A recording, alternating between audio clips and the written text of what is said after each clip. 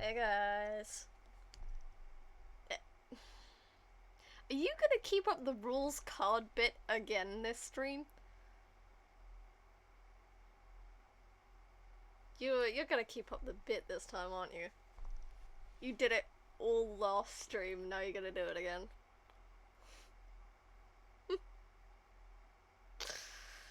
Well, I can't complain.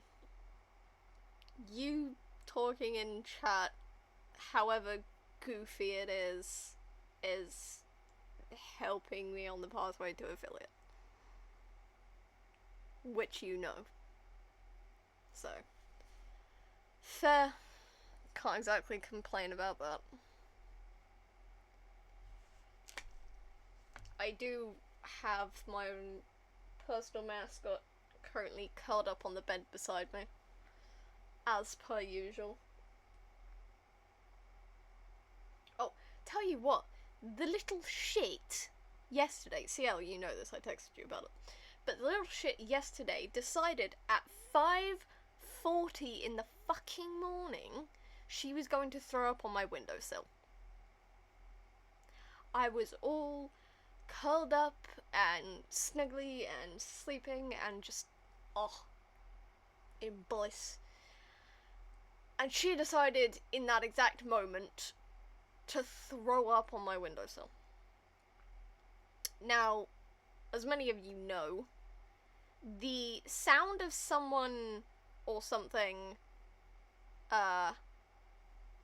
starting to throw up is like cold water on a consciousness.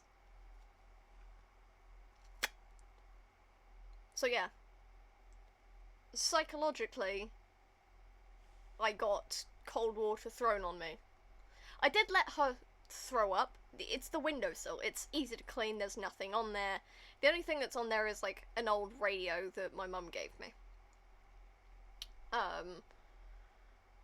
And she didn't throw up on it. She just threw up on the flat. I keep it mostly clear because she likes sitting up there and watching the birds because directly across from us is a whole bunch of trees. So she likes sitting there and watching the birds flitting from the trees. So I'm grateful she threw up on an easy to clean space. But she still got thrown out of my room for that. Because I do not appreciate being woken up at 20 to 6 in the morning by her throwing up. If it was her stepping on me, I would be less annoyed. I've been woken up by her early in the morning, by her just, moving around, stepping on me, being a cat. But it's throwing up that I have an issue with. I don't like vomit in general, but there's a thing with her and her cat food. The smell of her cat food is incredibly strong.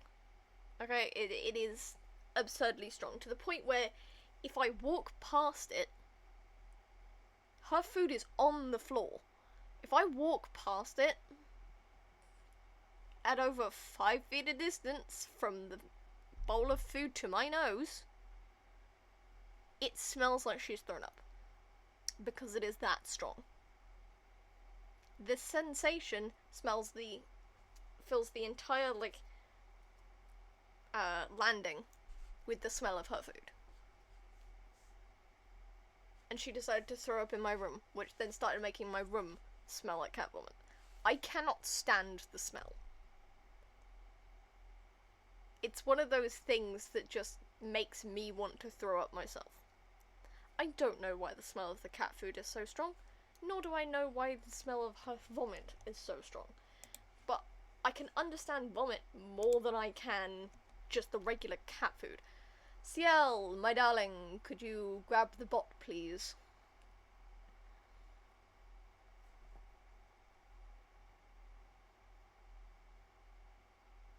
There is a bot. A little bitch right there. Appreciate it. But, yeah, I don't know why the cat food is so strong. Because it smells like she's thrown up anyway. And it's like, what the fuck? Why? Cat food I don't usually mind. But it's absurd how strong the smell of it is. It fucks me up every time I walk past it. I'm always like glancing into my room or my parents' room to see if she's thrown up every time I walk past. It sucks.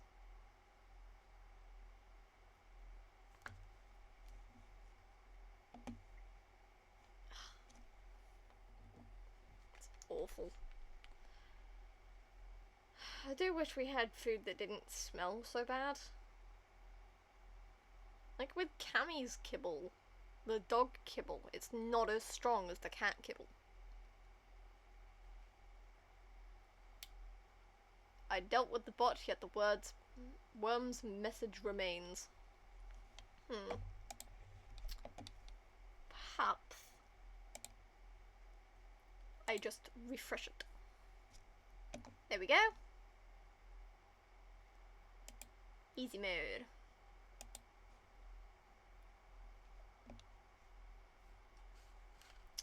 Cleared. Now we don't have that bitch on screen.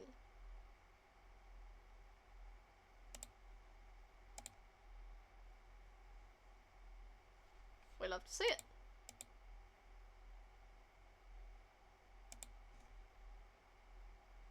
Unless I've fucked everything up. It's gone. It is. We love to see it. Okay. Gonna put these away.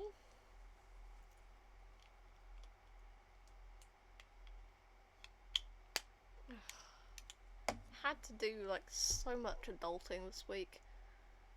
I've had to go to the job centre for universal credit stuff. I've had to go to the physiotherapist to take a look at my spine, and then I went to the chiropractor to correct my spine the same day. It's like, ugh, I have to do stuff and things. Stuff and things, man, it sucks.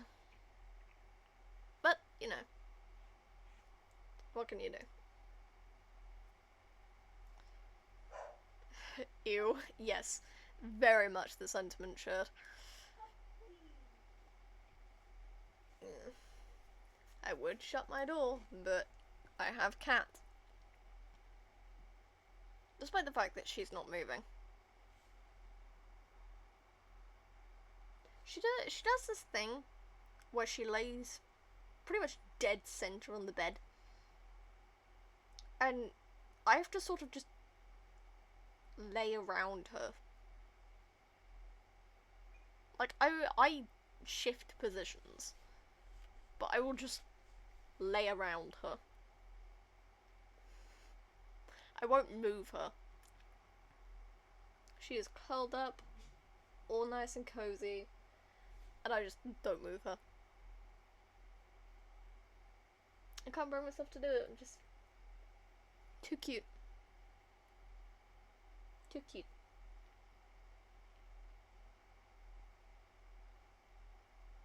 Yeah, talking about you, darling.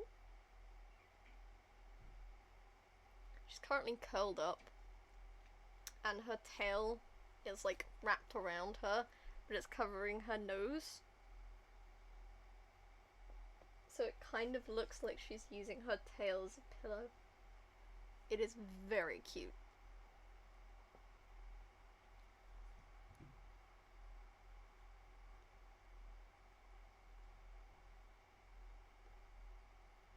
One of these days I'll show y'all. One of these days I'll let you guys see her. But she's an adorable little tortoise, yeah. Who knows, maybe she'll say hi later in the stream. I have no idea. I need to put my headphones on if I want to play the game. I do have the... Ooh, that's a worm. It is a worm.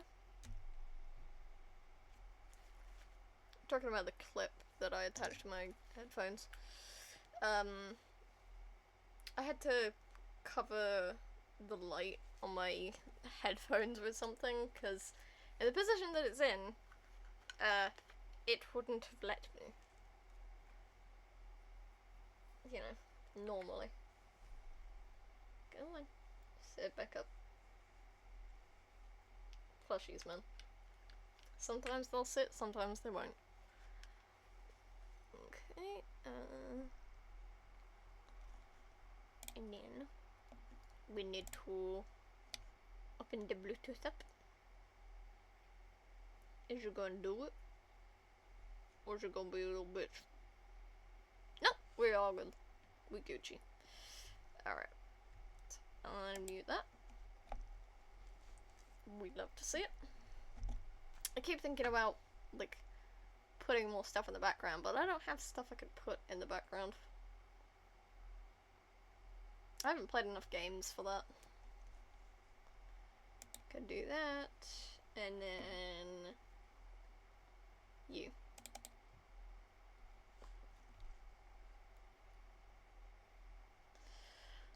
God. The thing about being musically inclined, like liking a lot of music, is I want to sing on stream. However, I know full well that could definitely fuck me over. Right, let's get Kevin. We'll see how he's done.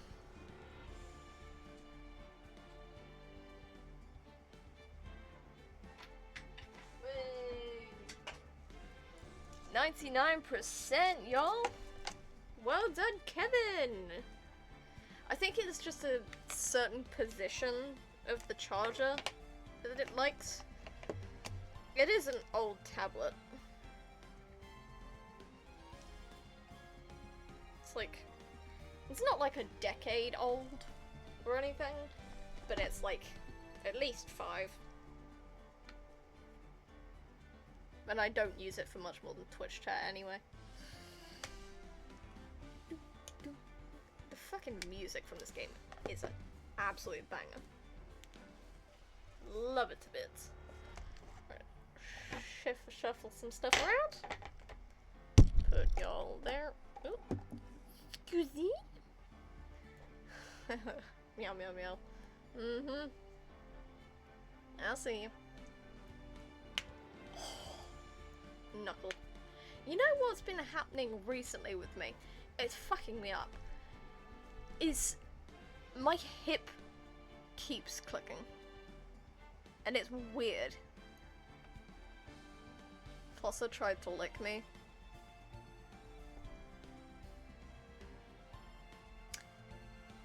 I have a very interesting question I seriously want to ask, but I'm not gonna.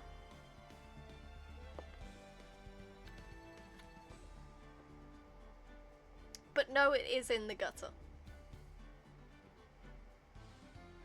It is in fact a question in the gutter. But okay, let's pull up the wiki. Because we are on investigation days, I believe. Yeah, so we're on part 3s. Oh, Kevin's slowly loading. But we're on investigation. We did not get an acquittal for Matt, and Adrian Andrews is currently in custody for the desecration of a corpse. Because you don't fucking do that. Sheriff with the cloth. Game. Oh, yep. Yeah. You guys can't see. Thank you, CL. See, this is why I need y'all watching. Because otherwise I would have gone through the next 20 minutes of the game without realizing that y'all can't see anything. Even though I currently have Stream Manager pulled up and I can fucking see that.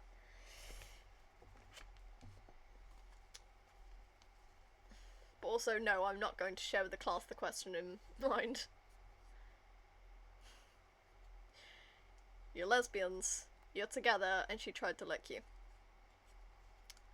Put the pieces together yourself. Anyway, no acquittal for Matt, which is really annoying because that puts Maya in jeopardy. Adrian Andrews in custody for desecration of corpse. You don't do that. It's mean. And Franziska von Karma got shot yesterday. So we have to go check on her because we're not shitty people. She was trying to lick my hand. You didn't specify hand. But yeah, Von Karma got shot, so we're gonna go check up on her. She may be a bit of a bitch, but we're not that awful.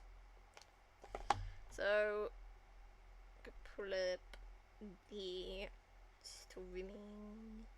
There we go. Hello again. I don't know why it wasn't working for a while. Weird. Well, we've got it now. Get your mind out of the gutter. No! I specifically told you the question I had in mind was in the gutter. I told you about it. Of course it starts with a child. Pearl's a sweetie, but fucking goddammit.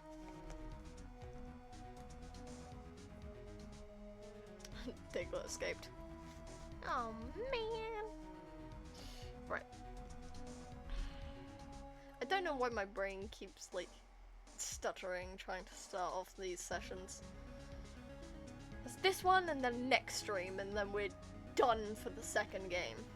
And then I just have to play through the third game myself. The thing that wasn't, you know.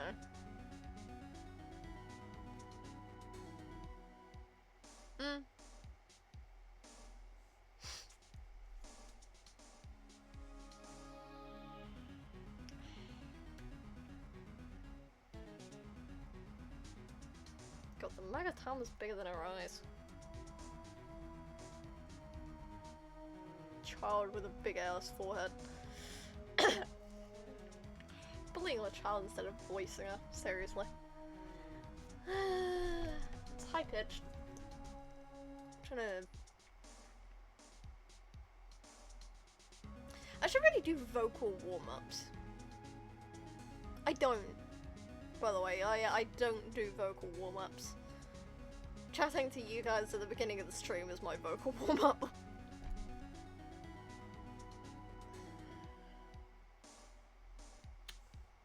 Okay. I do. I don't. I never do. I just dive straight into it. Again, not a professional. Peace. Peace sign. Because y'all can't see me doing that with my hand. I meow to warm up my voice.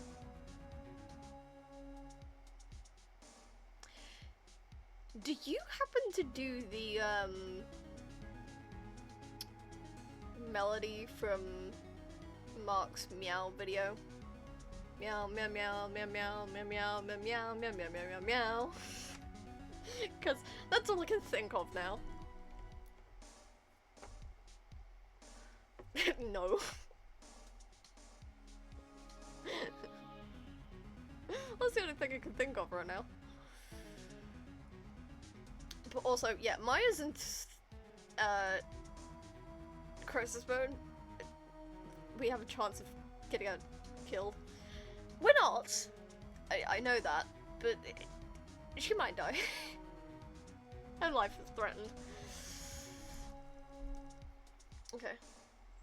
I do it, and the other is a musical. And the other, it's a musical. Me me me me meow. How many shots? How many shots? Fucking love that film. It's such a drug trip. It's like if you wanted to experience what being on drugs is like without ever being on drugs, just watch the live action Cat in the Hat movie. It's so weird, but I so love it. I've never seen it. It's fucking wild. It's absolutely fucked. It's the same one that has the audio of anything, anything, anything, anything, anything. I'm gonna get you and I'm gonna make it look like a fucking accident. It's that one as well. It's a great film. It's terrible in the way where it circles back to being great again. I would much rather watch the live action Cat in the Hat movie than that weird like CGI Cats movie that they made a couple years back that absolutely bombed because all of the people cats looked absolutely fugly as all hell. I still don't know why they decided to make that. Seriously, I looked better in my Lion King outfit at 11. Seriously, man. Okay, but the OG stage version of Cats is peak. It is. The movie, absolutely fucked. Absolutely shanked. But a drug trip at peak. Yeah, Cats is really weird. It doesn't feel like it has continuity, but then it does. It's so weird. I've watched a filmed stage version of Cats. I haven't seen it live, but yeah, the stage version is far better than whatever the hell the film was. Speaking of cats, ma'am, are you chewing your paw right now, or are you just itching? No, she's trying to do the thing where she gets in between her fingers. I get that. Sometimes I get itching between my fingers as well. I've seen it live. I can't stop my phone. This is Australian song, correct?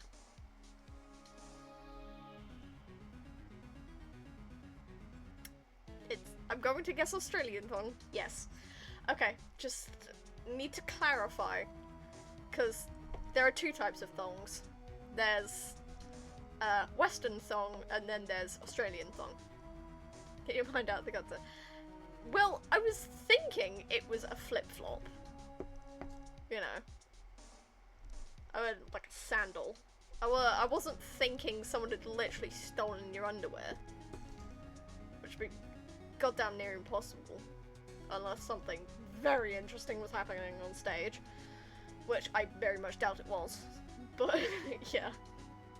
I guessed it was an Australian thong. Ooh, big stretch, little kitty. You okay there, honey? Yeah? Yeah. She did big stretch. We love big kitty stretches. If you hear a bell, it's her.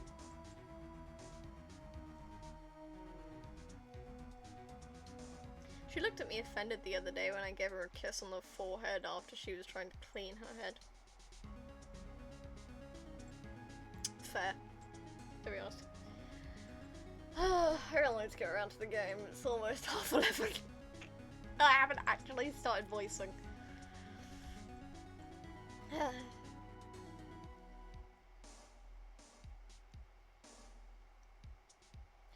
Dude, the procrastination gets me. It's voicing the characters that are fucked.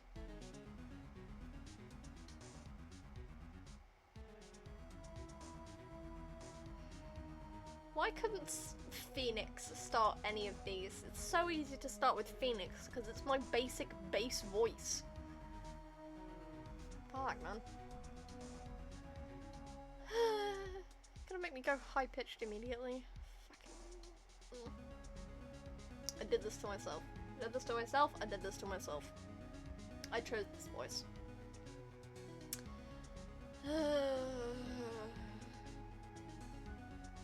Weary as all fuck. That's the judge. Sounds like a withering old man. Can we get the judge to start? Please. Madam! We're in the middle of stream. Stop licking your inappropriate places.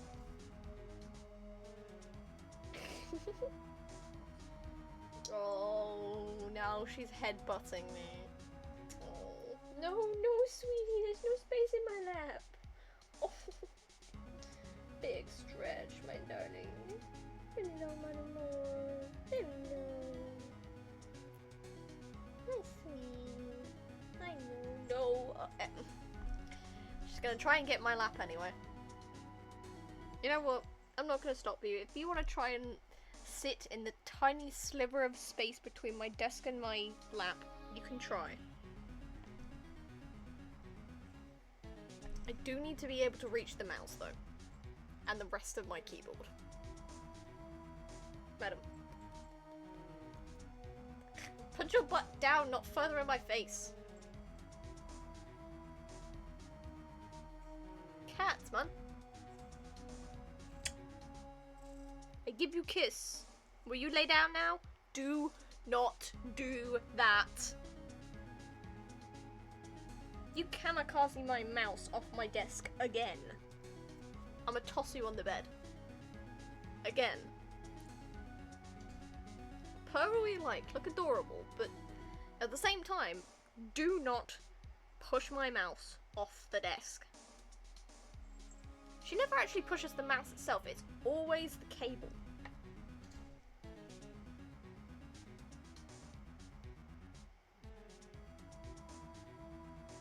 She is laid down, ladies and gentlethems. The cat has claimed my lap.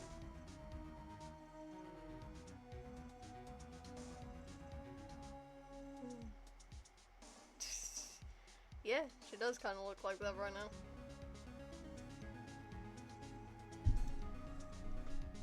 If I move the mic, just for a moment.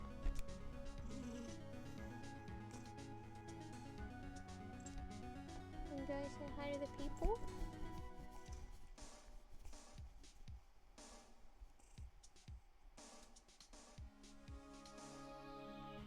Kind of hear her.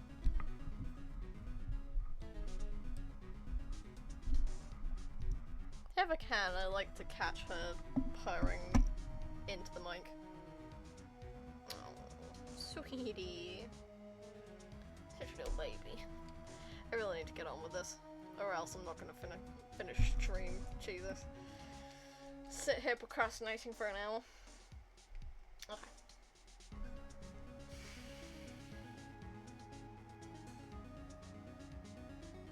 It's a form of cringe. I don't know why. The cringe stops me.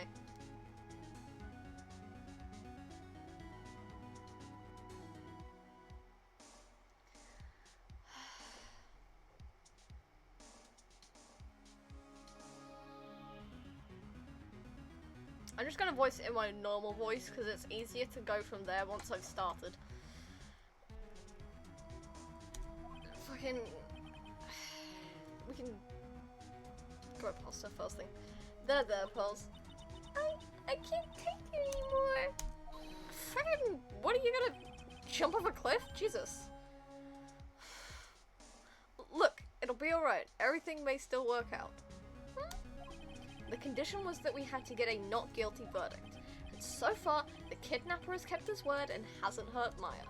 And he won't because Mr. Ungard hasn't been given a guilty sentence yet. I'm not making an audio of those weird noises. Cheer up. We don't have time to stand around crying. We have to get going. You're right. Mystic Maya is in much more pain than I am. Yes, that's right. So... Gumshoe! King! Who's down here? Hey, you guys. Glad I caught you, pal. Mr. Scruffy Detective. Oh boy. Looks like Detective Gumshoe. Looks like Detective Gumshoe has been dubbed a Mr. Scruffy Detective in Pearl's book now. Just plain old Mr. Dick Gumshoe now. I came to talk to you, pal. We're kind of busy right now. Do we have to? So, what are you going to do from now on? What do you mean, pal? Well, you've been fired, right? So, do you have a new job lined up yet? Oh, that, what am I supposed to do now, pal? I don't have anything coming in at all until my next payday. What are you talking about? You don't have another payday.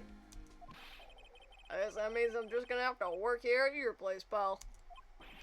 Thick of ass and a brain.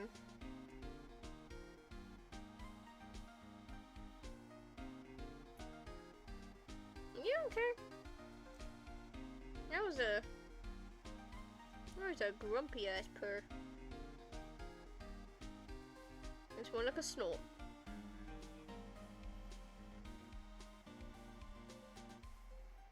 Yeah, she's alright.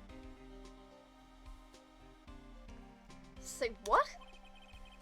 You'll be searching for things that will prove Mr. Ungar's innocence all day, right? Well, yeah. So yeah, I'm gonna help you, pal. Sweet. Guard, detective. I got lots of experience in investigating and watching people's places. I'm great at making simple meals, pal. I'll take care of it all. Come on, Mr. Nick. Let's let Mr. Scruffy Detective take care of things. Aw, I'm cringing. Okay. By the way, what's your best dish? Instant noodles, pal. Why am I surrounded by people who only eat cheap, unhealthy foods? I don't know. Instant noodles, maybe cook an egg, put some mixed veg on there. Some soy sauce, maybe some sesame seeds. You got a pretty good meal there. Or you could just do regular noodles and put in your own stock. Or no flavor at all if you prefer. I've done that. I've made flavored pasta. It's pretty simple. That was the first time I've ever seen Mr. Edgeworth act like that. Never thought he'd say something like he didn't care if Miss Andrews killed herself. Oh yeah, I forgot you said that.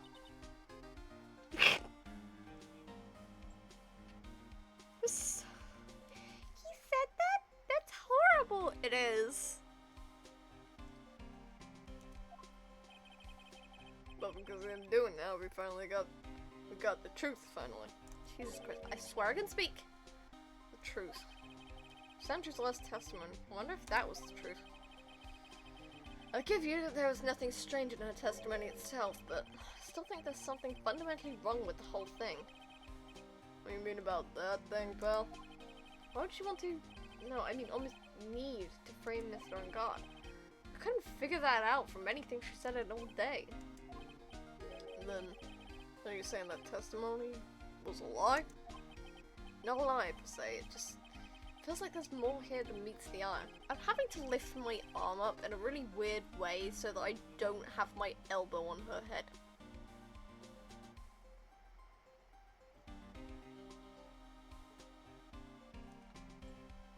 Yes, I am in fact talking about you.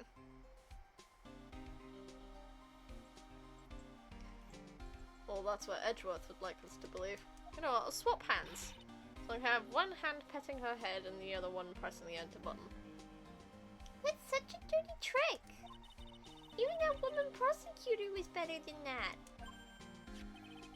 Franziska von Karma. Speaking of Miss von Karma, do you have any more information on her condition? Wasn't she shot this morning? Oh, it was this morning. Fucking hell. Same day. Jesus. Miss von Karma was shot today on the way to the trial by a pistol, pal. But she's going to be fine, right? I mean, Edgeworth said she was in stable condition, but Well, she was shot in the shoulder, so she's okay and still hanging in there. I should be done taking the bullet out, so she's probably resting at the hospital. Which one? What? You gonna visit her, pal? No. Well, I was kind of thinking about it. Hey, you've actually got a heart, don't you? Surely she was being tortured to death not being able to go to the trial today. So maybe it'd be good for her if you went and let her whip you for a bit, pal. No! Don't fucking say that, child! Let's go let her whip us, Mr. Nick. No! No, I'm definitely not going. Thank you, Phoenix. Reasonable man. At this very moment. Let's see. Name of the hospital. Oh, yeah. The Hardy Clinic. That name sends a chill down my spine. Well, I guess it can't hurt to stop by and say hi. Oh, Jesus Christ, not there again. If you don't remember, that was the clinic in the trial where Maya got accused of murdering the doctor. God damn it. This is what I get for it double connecting.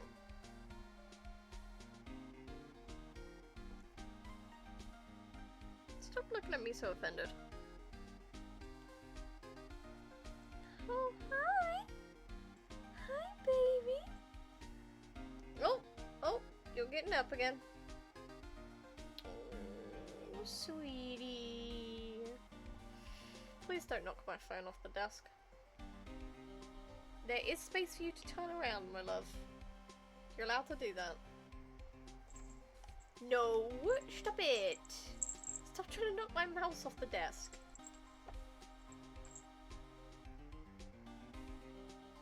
There we go. There we go, sweetie. Here we go. I can't imagine the corner of my desk is a very good scratchy spot.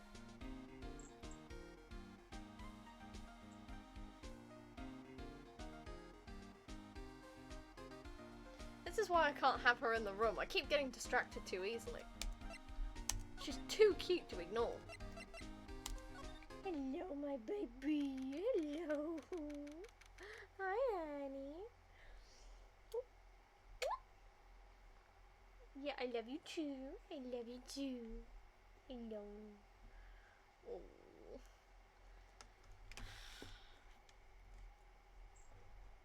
Can I have it up here? Ah! That. Ow. That's my thigh. Stop it. Pet, pet, pet, pet, pet, pet, pet, pet, pet, pet, pet, pet, pet. She's a little baby. She needs all the attentions. Never thought I'd ever come back to this place. And she's settled again. Wahoo. There might things in the way. God damn it. Oh well. Never thought I'd ever come back to this place. Yes. Are you here to visit a patient? Oh. Hi. Wait a second, you're... yes, I'm Director Hardy. Why are you still here? Yes, what is it? Can I help you? You can tell me. Yes. Director Hardy. Edgeworth. You saying that breathlessly or what, you gay little shit? Yes, I'm Director Hardy. Oh, you got the knife from this morning. Yes. What is it? Director Franziska. How is Franziska von Karma? You don't need to worry. Yes, she's in good hands. Because you see, I'm personally taking good care of her. Yes. Yes, and that thing, that surgery, it went well. You have my gratitude. Looks like Edgeworth doesn't know about this director in a secret. It looks so pitiful. Absolutely terrified. Yes. I understand. Yes. Her opponent was a gun after all. If I snuck up on her a real secret like, she would scream really loud. Yes. I see. Oh, but she's really cute too. To do that, she'd whip me with her whip. Boy, did I cry like a baby. Yes, but I think I could get used to it. Get your ass away from her right now. Thank you, Francisca. Thank you. Go back to your room. So mean, so mean, my frisky. So good to. Okay. Yes. Time for my IV drops. Yes. And what are those tulips doing in your hands, Mr. Phoenix, right? I know I shouldn't have come here. We wanted to check up on you. You may be a bitch, but you're still alright. I was shot in front of the courthouse in my right shoulder. But it's no big deal. This sort of thing happens all the time. I even had full intentions of running the trial this morning. But that would have been too much for you. Smash? Yeah, I know you. Big women, small women, any woman that can overpower you and is a piece of work, apparently. That's your smash.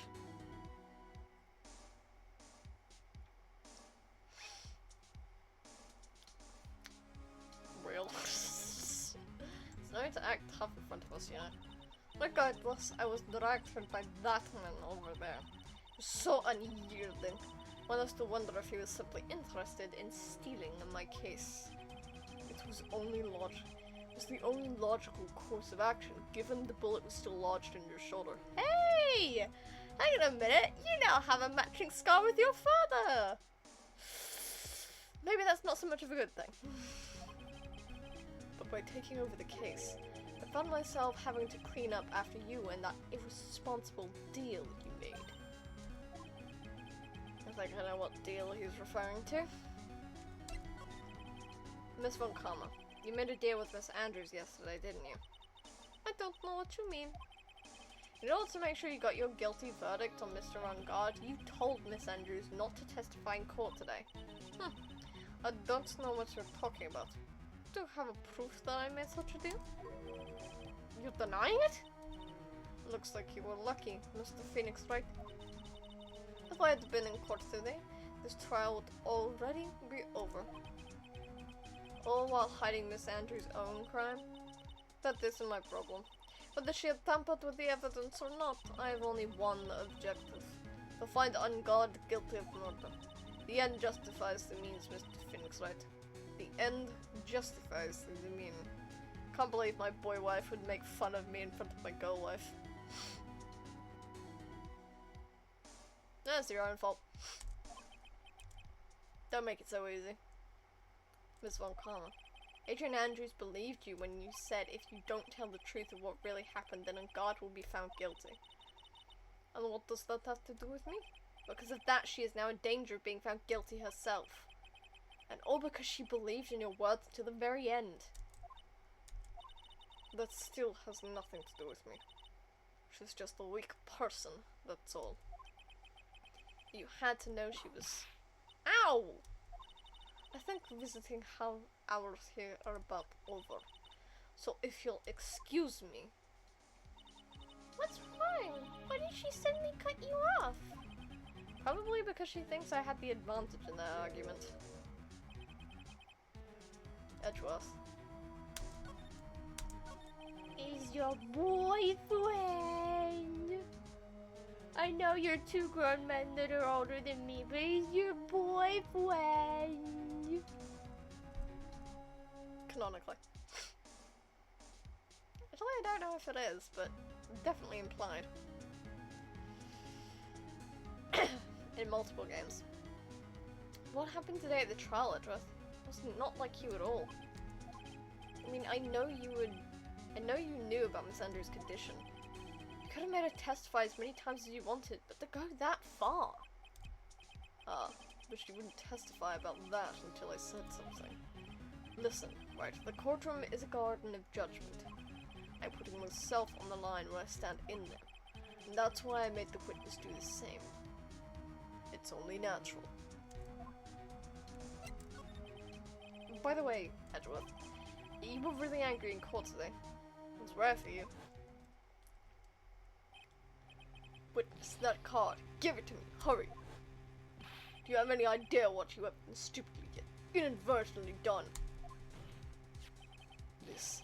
I can't believe you hid this from me all this time. Oh yeah, the card. Forgot about that. That card. Wonder what is it? God, don't do that. Girl, the end of your tail is tickling the bare skin on my leg and it's fucking weird.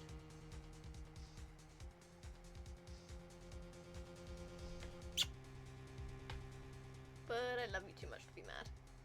You also have your claws on my ankle. Please stop that. You mean this? Listen, right. This is top secret information. You absolutely cannot leak this. Ah, shit. Oh, man. Well, I'm kind of streaming this right now, man. Ah, shit. Dude, do I turn off stream for the super secret information? Oh, shit. A special investigations team has existed for a number of years, but few know of it. I understand. Their task is to find the owner of this card. A man called... 1 second. I'm yawning. Squeezy. A man called Shelly the Killer. And just as his name states, he's a killer. An assassin. The best at that. An assassin?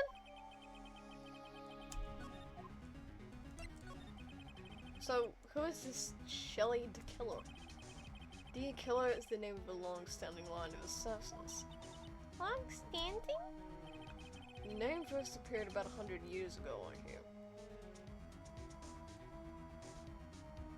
Okay, I hate to break it to you, but in the grand timeline of human existence, 100 years isn't actually that long.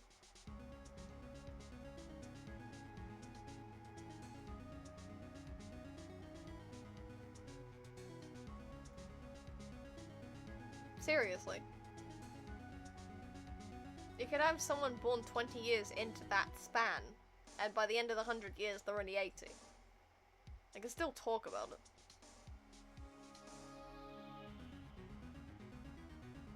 A 100 years really isn't that long. Shelly is the professional name of the third heir to the Killer name. Okay, that makes sense. If you have one like every 30 years or something. 30-ish years. That makes sense.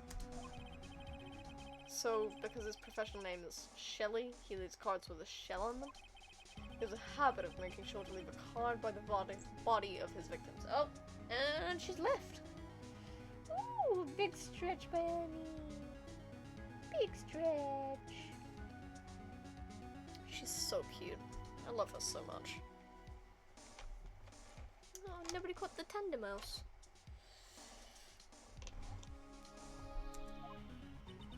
Why would he do something like that?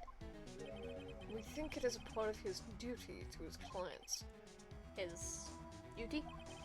He leaves a card, then his clients may be assured it was he who killed the victim. It also serves as insurance against any charges being pushed onto his clients. I see. The killer values the trust between his clients and himself above all else. Maybe I smashed the assassin. Oh, you wouldn't. He's a man. And he's not an attractive man at that.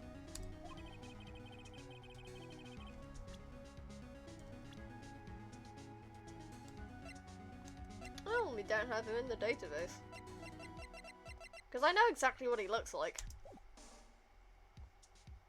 I remember. A man. Yes.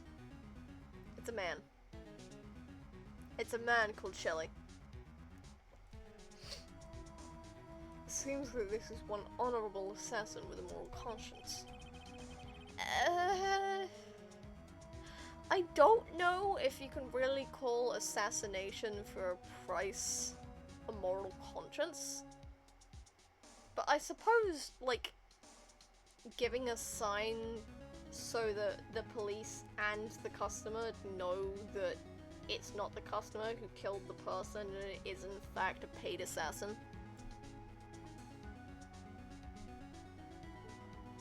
suppose there's a bit of morality to that. So you think this assassin, you think he's the one who did the killing in this case? It would appear that way. The discovery of the card basically confirms it, wouldn't you agree? Shelley the killer, huh? Oh yeah! Oh. Edgeworth doesn't know about Maya. Fuck. I noticed something at the trial today. You're behaving in a very strange manner. Is something the matter? I guess I should just tell him.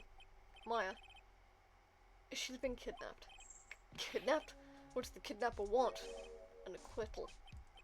I see. I had no idea. I'll prepare a rescue team as soon as possible and resolve this by tomorrow.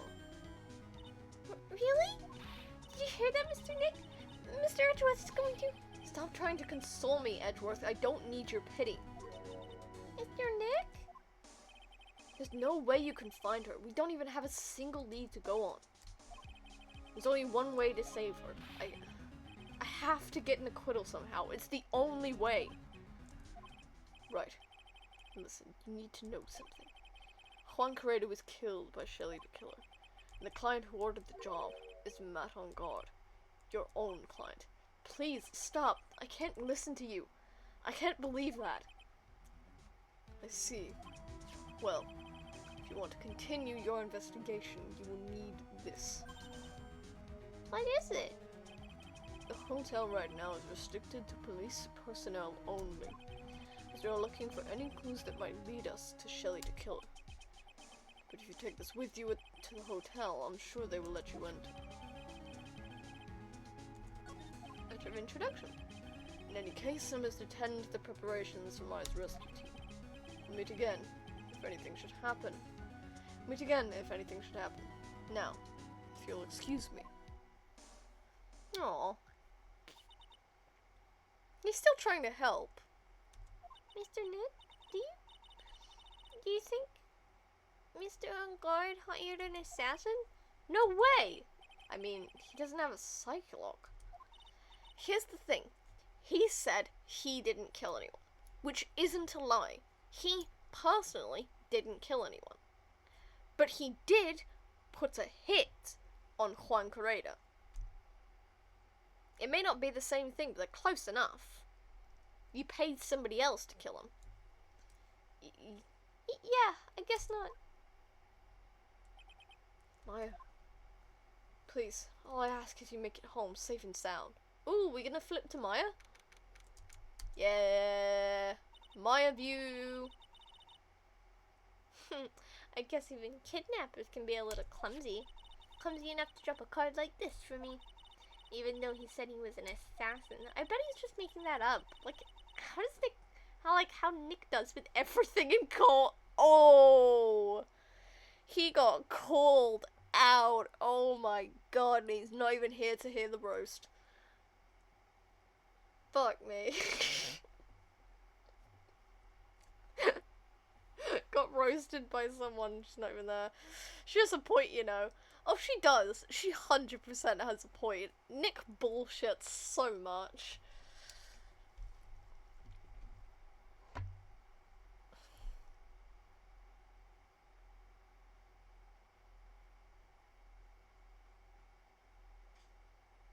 Keep it for after stream.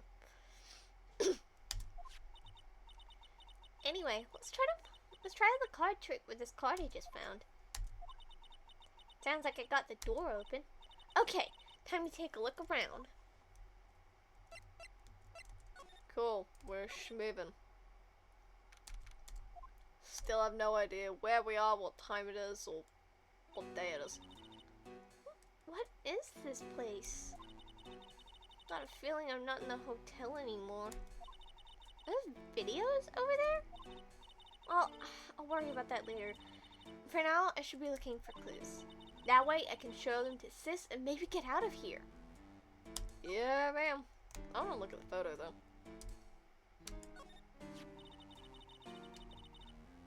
Two dates in one day. Ace could never. Ace doesn't have two partners. There's a framed picture sitting on this coffee table. It's a picture of a woman. Oh, that's Celeste. Guys, that's Celeste Impacts. That's her.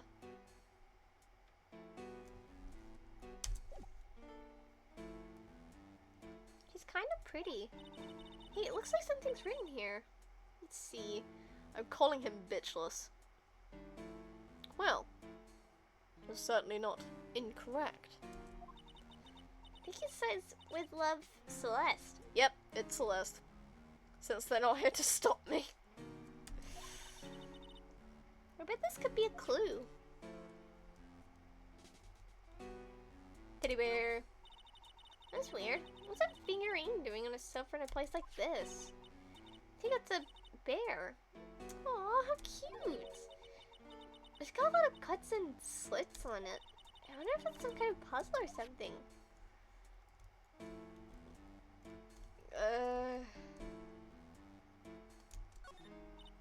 Wow, I've never seen a TV this big before. Now where's the power button? Billy, it's busted. I would so die a happy samurai fan if I got to see a nickel samurai on TV like this. I can't believe I'm making a joke about dying, all things considered. As a spirit medium? Feels like the only joke you can make. What is this thing? An antenna, I guess? This is a VCR? Sure, a lot of electronic gadgets here. What is an antenna doing here? Yeah, inside? Oh, hey, it's a computer. I've never really used one before. I have no idea where the power switch on this thing is. Drat. That was my plan to use this somehow to get out of here. It's so dark in here I can barely see, but these kind of feel like videotapes. All of them. So what kind of room is this? Locked, of course. Doesn't look like I can use the card to open this door. There's a hole at the bottom of the door. If I was a little skinnier, maybe I'd be able to crawl through there. Oh, this simply will not do. I cannot have you wandering around at will. I'm here to call thee a bitch. Ace is here to call you out for calling them bitchless. Not voicing that. Yeah, okay, so CL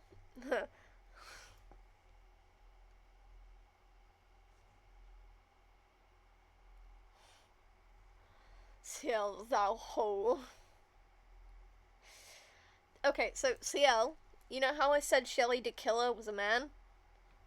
And you probably wouldn't want to smash? This is Shelly the Killer. It seems that your Mr. Right is truly concerned about you. He is? For now, I would suggest you remain cooperative. If you cannot, there are ways in which I can help you. Ways? You mean? Dead men tell no tales is how the saying goes, correct? Autobot tried to protect me from this attack. Ew. Hate, to be honest. And you were saying smash a minute ago. Yeah, this is what I meant. You would not want to smash this dude. Especially, what's with the fucking stitches up your face? I do not get that. Dead? I'm almost certain I told you in our first meeting.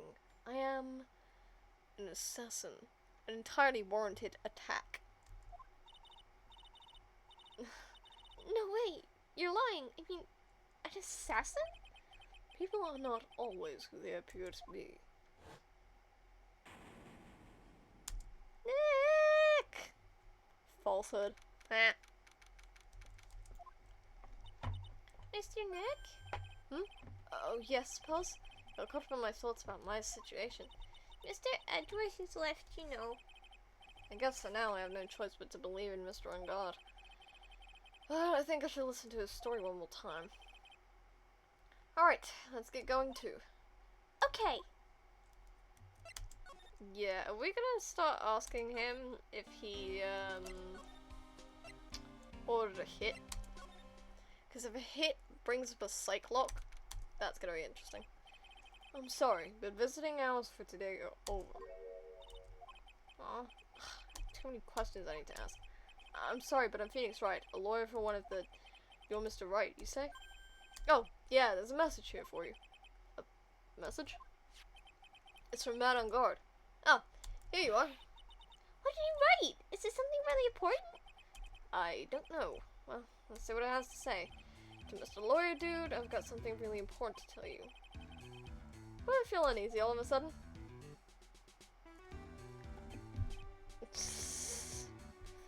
It's worth using the data to defend my image. Oh. Oh, Mr. Wright. So, actually, I have a favor to ask of you. I have this cat named Shu. I didn't put out a lot of food when I left the house, so he's probably pretty hungry. You think you could drop by my house and feed Shu for me, dude? My house is just a little ways down from the hotel, right? If it's a little ways down, why did you need to be at the hotel? This is terrible. Let's hurry. We have to feed his cat. I'm sure poor Shu's stomach is growling by now. I mean, he's probably one of those cats who gets fed on a timer. Like at a specific time of day. Hope has a drop feeder. So she doesn't have a bowl that gets put food in at a specific time of day. Going to assault whoever can see the prospect of adaptive autocorrect. Yeah.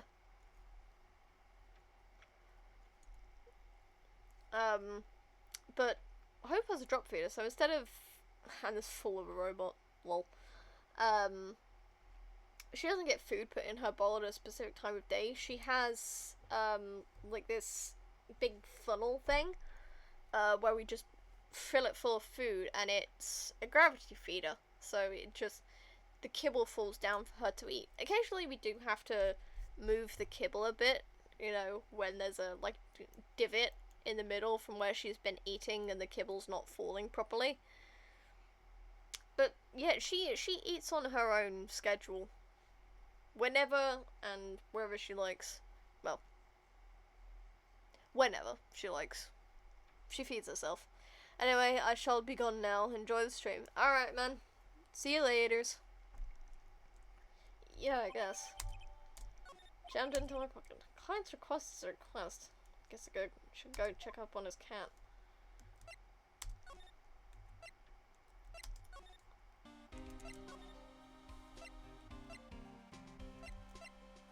Where am I supposed to go?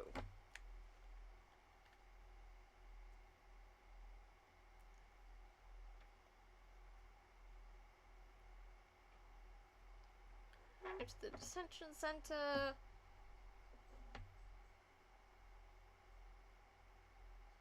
Accessible from the lobby. Oh, from the lobby of the hotel. Right. He said it was down from the hotel. Gotcha. Alright now, Mr. Dick. Let's look for clues. We have to, for Mr. Maya's sake. You shall not pass. Oh, fucking Miss Oldberg. Oh, they value my name and turn it into a gas, you spike-headed pettifogger. Because of you, I've been made to look like the bad guy again. Though I did get a piece of gum from Edgy Boy, just as he promised, but I really wanted was something more valuable. I wanted Edgy Boy's heart, all for me. It's all your fault. You've awakened the wild beast in old Oldberg. Ah, Miss Oldberg! Keep your hands off me. The helmet is airtight. No air gets in and no air gets out. Then why do you keep putting it on? Don't think you can get me to move with silly questions. You're going to have to defeat me if you want to get by. I am not hearing this. Laters. Was that a fucking motorcycle? Sure is dark. Go turn on the light. It is a motorcycle. Ooh, and they have the samurai heads in the corner. Top left. There's samurai heads above the door. That's what Maya is. There's a fucking cat door right at the bottom. That's where Maya is. Has to be. Well, this is what a star's house looks like. Must be nice to be rich. Come on, Mr. Nick. Let's find Shoo the kitty cat. Shoo! Meow! Kitty! Kitty! So I guess this is Shoo. Aw, what a lovely cat. Hello, Shoo. Sucker for cats, man. The cat seems to like pearls. Pardon me. Fucking hell, man. May I help you with something, Mr. Oh, with lawyers. Actually, I'm Mr. Ungod's lawyer. The Masters. Then you must be Mr. Wright. Yes. Ah, it's a pleasure to meet your wonderful self. I'm the family butler, John Doe. Yeah, I'm sure, man. Nice to meet you.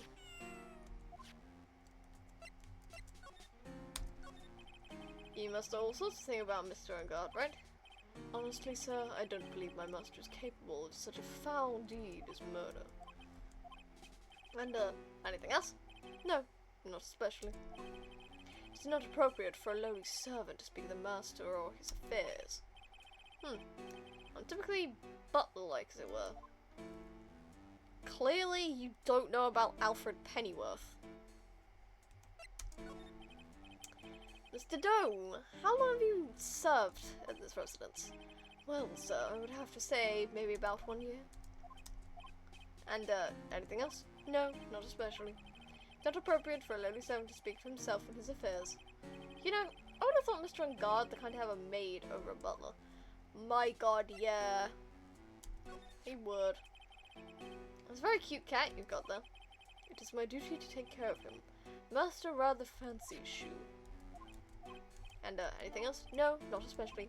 It's not appropriate for a lowly servant to speak of the family cat. Well then, I guess I don't need this piece of scrap paper anymore.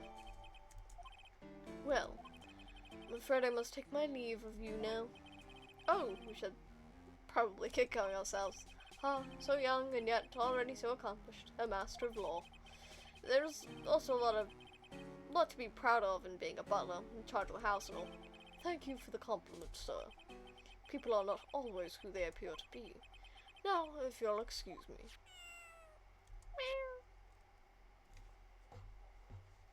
Little baby. Little baby going meow. Okay. Right. And now we go bother the shit out of Oldberg. Because this stupid bitch needs to know. Maybe I'll show her this letter I got from Edgeworth. Miss Oldberg, if you would take a look at— What? You want me to look at this worthless piece of— edgy poo? Ugh. Ugh. Is that how perfume Ceremone de Mora smell? How do you know that? What?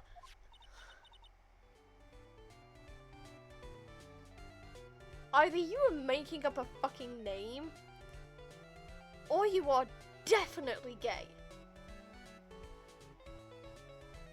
Those are the only two options. No straight man knows perfume. Not unless he's been coached by a wife or a girlfriend.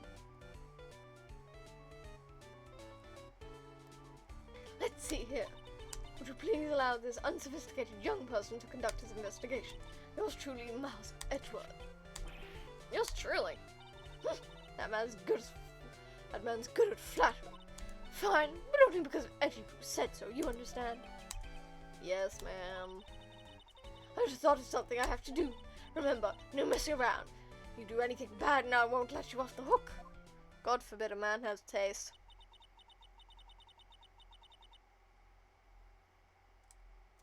He's either a straight man who got coached, or he's gay. I didn't say what flavor of gay, I just said gay.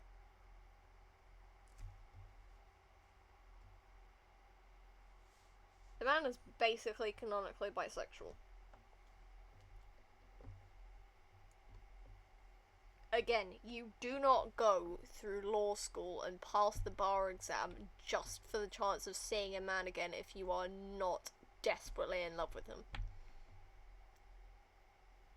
An old childhood friend in court. Like, you don't do that unless you are extremely gay. It's an extremely gay thing to do.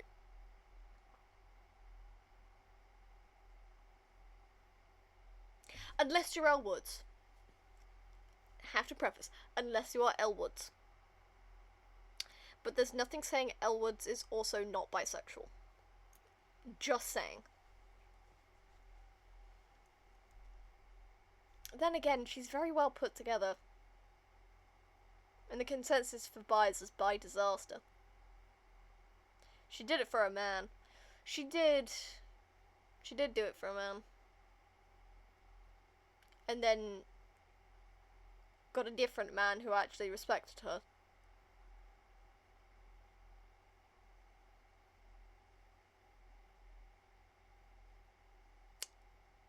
Elle Woods is the exception. Although Phoenix Wright and Elle Woods does seem to be a very interesting crossover. Because they do a lot of similar things. Deeply and unfathomably in love with someone who then does something horrible. Albeit, breaking up with someone is not as bad as murdering someone, but, you know. And then they go to law school for a man. Pass the bar for a man.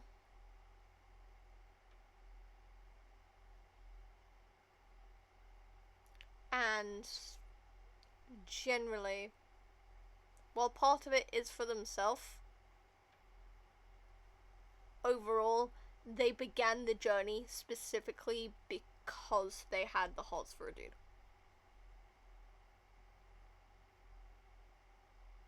Elle Woods and Phoenix Wright are very similar in that respect. But Elle Woods has a lot better luck in court than poor Phoenix does. Looks like she has strong feelings for Mr. Edgeworth. That may be, but you know nothing's going to come of it. That's so mean, Mr. Nick. Feelings are meant to be told and shared. Ow. Every time we talk about love, I always end up with a handprint on my face somehow.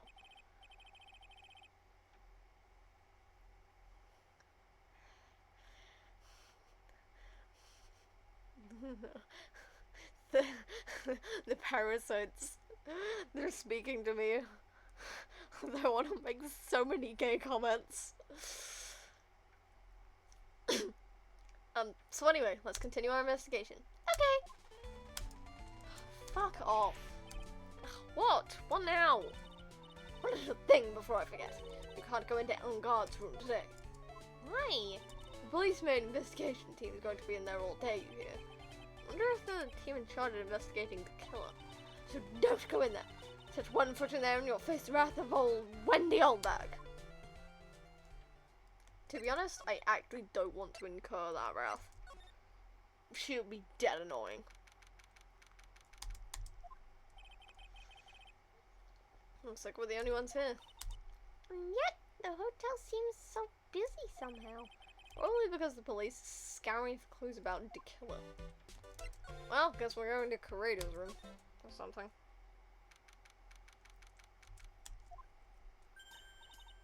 Ugh. Hey, Lotta. Hey, city boy. Lotta, you're still here. Reckon course. Investigative photographer eats her stars on her ability to snap up the scoop, yeah? And this hotel just has that aura of mystery. You know, like something's always about to happen. But do you have a camera?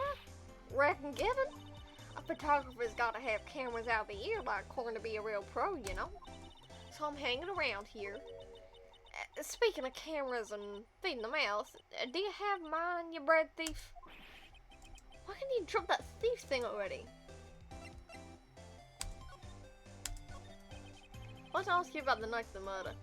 What? You got shit out of the books for the info I got? Laura, you were loitering in the hallway the night of the murder, were you not? Well, kinda, but... Brace yourself, Phoenix. Here it comes. I didn't exactly hang around here the entire time, you know? I followed a few stores around. Got a few autographs and shook a few hands. Had a soda pop with a few of them, too. Looks like she wasn't here the entire time that night. The security lady also wasn't in this hallway the whole time either. I guess this means there's no one who can tell us who came and went that night. So, about the note that was inside your camera case. Oh, that ditty I wrote? Yeah. Can I believe what you've written? You mean the stuff about Gorbachev and his manager lady in the corridor? Yeah. Well, I reckon you best not be believing that. What? Look, I sort of wrote that on a whim, you know? Writing whatever came to mind. Whatever came to mind? Yeah, when you get down to it, it's just a lot of random bull-dooders. I guess you can't say bullshit. Hey, what's with you? Why are you staring at me like my grandpa used to? Hey, why do you look like you suddenly got older, too? Why am I shrinking here? My baby. My $1,600 baby. What's with that red-coated prosecutor anyhow? That guy told me it was evidence and refused to give it back to me. Well, that's kind of how it is. Hey, you're that redcoat's friend, aren't you? So, put in a few good words for me and get my camera back. You want me to do what? Listen, let the guy real good for about 5 hours and I guarantee he'll give it back. I'm pretty sure Phoenix could do it for less time and actually succeed. Oh hey, you actually caught the fur fruit. Nice. Why don't you do your own dirty work? Well, I reckon it's time for me to get going. A tabloid photographer without a camera is just a tabloid, huh? Yeah, I guess so. Keep yourself together out there, you hear? I'm coming to see you in court tomorrow. Okay, I'll see you then. And you too there, Leland. Keep up the good work, okay? Let's go. Yeah. Okay. Don't be picky about your food now. Okay. And make sure you do all your homework, you hear? Okay. And if you happen to find yourself a camera, make sure you bring... Would you please just leave already? Thank you, gods. Fucking hell. Mr. Nick? What is that otherworldly ghastly moaning? I hate evil ghosts. I don't think it's a ghost. Maybe it's a demon? Excuse me. Who are you calling a demon, brat? Zoinks! What? Did you unironically say the word zoinks? Fucking cringe piece of shit. Phoenix, I love you. I really do. You're an amazing person. And also a little shit. But mostly an amazing person. Do not say zoinks in my presence again. Who are you calling an alien? Oh, it's just you, Miss Oldbug. What are you doing here? What is wrong with you young'uns today? I came down here to pay my respects to my poor Quan and you're disturbing me. Fucking, do we have to talk to her? Oh, damn it. Please talk to me about the night of the murder, just one more time. I talked about it plenty at the trial. I was fooled, tricked, deceived by that fraud of a photographer and her note. She was loitering around me with that imbecilic look on her face. With that imbecilic look on her face? Okay, got it. Now hold on a second, you little pipsqueak. Don't go take notes, at least make me sound better than that. Oh, alright. I've seen everything. But you know, I was working that night too. Doing my job, minding my own business. So it's not like I had time to waste standing around here the whole night. I was wondering if you could tell me a bit more about Mr. Correda. Oh fuck me, I realize she's married. Well, she's been married. She has a wedding ring. Oh, whatever poor bastard married you needs to get a divorce. Immediately. Seriously. That man must be either dead or going off his nut. I was wondering if you could tell me a bit more about Mr. Correda. He was the most popular star, you know, especially where it counts, in my book. But I heard that he was lagging behind the polls against Mr. On Guard. Well, that's just a recent thing. Bad luck and all that, you know. But he was going to become an even bigger star than he used to be. Look! Just look at his mansion of presents. It's a show of the mansion of feelings all his fans had for him. Yeah, the mansion was pretty big and certainly nothing to shake a stick at. Mr. Nick? What is it, Bells? A presents. They're all bears, right? She's got a point. There isn't a single thing here that isn't a bear. All of Mr. Correda's presents from his fans seem to be bears. Oh, that's because you can't think of one without thinking about bears. Bears? Why bears? You don't know? When my dear Juan was training, he fought barehanded with the bear. Refused to give in and let the bear win, but after the fight they became friends. Wow, what a heartwarming story. Look, it's just in those young people's dramas. I could see those two tuck it out down by a river going, you sure can fight. You too, Bob. You too. Did that really happen? It's all in his biography, Bob. Oh, let it crock. A load of fucking what, my man? I'm aware of how old this game is. But a load of fucking what? So ever since then, fans have been giving bears as presents. Yeah, nice. Bears. I'm Uncle Bear. I say it's barely 8 o'clock. What is that infernal ruckus? God, you speak like an old man. Fucking hell. It's one of the presents going off. Sounds like it's already 8 p.m. Way past your bedtime. That startled me. I thought I was gonna die for a second. 8 p.m.? That's the time when the award ceremony ended that night, remember? Time sure flies. I can't believe it's been 2 days since the ceremony. The transceiver. Hello? Hello? This is not a phone. Maya, how is Maya? You haven't heard her, have you? It seems you were not able to fulfill your end of the bargain, Mr. Attorney. I've heard the news, so it would seem my present did you no good. No, Mr. Maya! One more day, please. All I ask is for one more day. I'll get a not guilty verdict for sure this time, please. I suppose if I must. I need that acquittal more than anything else, after all. Please, please let Maya say something. I want to hear she's alright. Alright, then. Little. What is with this static all of a sudden? Hello? Hello? Seems bad. Next. Damn it. Did the transceiver just suddenly break? Oh, excuse me. Well, what happened? I don't know. But suddenly it became nothing but static. Mystic Maya! Mystic Maya! Fucking. God, okay. Hair all over the place. Jesus. Why did the transceiver suddenly break like that? Should probably have an electronics expert look at it. Sooner the better. Okay, where are we going then? Guessing down to the precinct?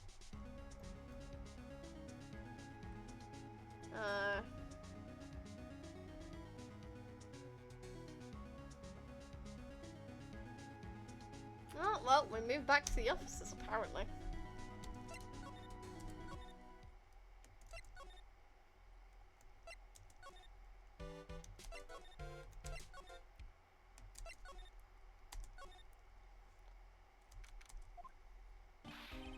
Hey, welcome back, Belle. Thought I'd make you a little something for dinner. That's nice. Thanks. Recommends a luxurious full course meal. Out of a can, that is. I'm sorry you went through all the trouble to cook, but I don't have the time to eat. Oops, looks like you don't have a can opener, Belle. You've got to be kidding. And Harry thought he'd already whipped something up. Oh, I know. There's only one way I know how to be helpful. Ask me about anything you want, Belle. Go ahead. Well, since he's here and suffering, I wonder what I could try asking him about. Oh, I need to present the retriever.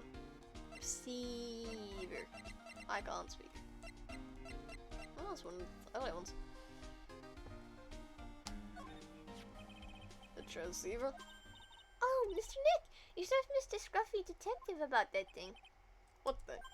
Oh, yeah, this thing just broke all of a sudden. It broke, Belle? When I was talking to the kidnapper, it just suddenly broke into static. Look, it sounded like this. Oh, nearly static, Belle. Huh? Maybe it fixed itself? That's strange. I'm sure it's making a loud static noise. Maybe what? Maybe it was electromagnetic interference, Belle. Electromagnetic interference. Yes. So what is electromagnetic interference? My god, you don't know? God. Maybe it's because I'm a nerd. I don't know. There's something that happens when a radio wave gets mixed up with another signal, Belle. Oh, when you put it that way. I don't understand what you're talking about. Like, for example, when a cell phone goes off next to a computer screen, the stuff on the screen gets kind of fuzzy and starts acting funny, right? Oh, God. Did that used to happen?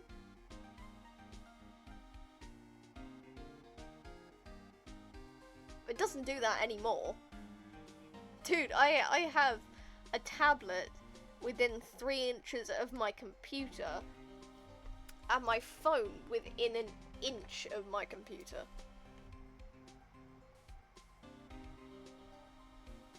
That doesn't happen anymore. Huh? Computer? It's like when you use your... It's like when you use the dryer next to the TV and screen starts looking weird. Oh, yes, the TV does start doing that. So that's what you're talking about. She seems amazingly happy at being able to understand this. She's 8, man. Give her a break. I think she's 8 anyway. Yeah, she's 8. So in the room you were in when the interference to the transceiver happened, there's gotta be something there sending out very strong radio waves, pal.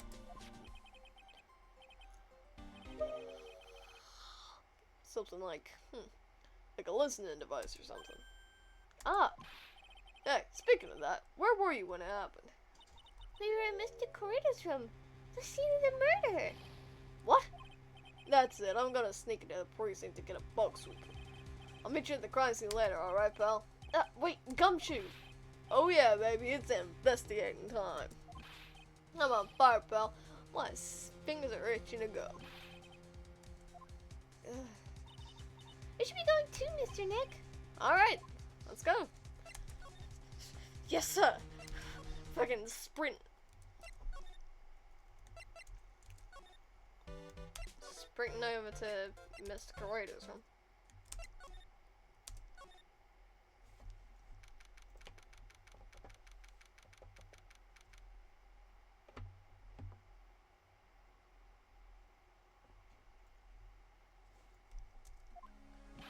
Hey, you're finally here, Belle. Sorry to keep you waiting. Dude, we literally like sped over here. Do you have the bug sweeper? Well, you see, I got busted trying to sneak in, Belle. And suddenly I'm staring at the precinct doors. From the outside, I mean. So, yeah, I couldn't get one of the police bug sweepers. What do you mean you couldn't get one? We need that item. Hey, calm down, Belle. I didn't say I didn't get one. I didn't say I didn't get one. Just not the police's. Oh, so this is a bug sweeper? Looks a little broken. Hey, this is made when I was in elementary school, Belle. Oh? By who? Me, of course. Seeing this shit brings back memories. Hey, don't look down on it, pal. Sure looks a little beat up, but I put my heart and soul into building this puppy here. Your heart and soul? It'll work. Trust me, pal, it'll do the job, but you can't set the sensitivity, so it's gonna be with anything that gives off electromagnetic waves. Is it better that way? Oh. Well, anyway, since I brought it all this way, I might as well give it a whirl, right, pal? I'm getting that sinking feeling again. Okay, now tell us how you want to use this baby. Is it a listening device or is some sort of bug hidden in this room, pal? So we're gonna find it, right? Right. Now first, let's turn the sweeper on. Move the sweeper around to give the room a real thorough look-see, pal. Super will let you know how strong the signal is picking up, so keep an eye on it, okay? Once you find something that's giving off a lot of radio waves, press enter to lock onto it. There's a lot of things here that's going to give off radio waves, so let's take a good look at anything and everything that seems suspicious. Okay, pal? Alright, I'm gonna go stand outside and keep an eye out. Give me a yell if you find the bug. Got it, pal?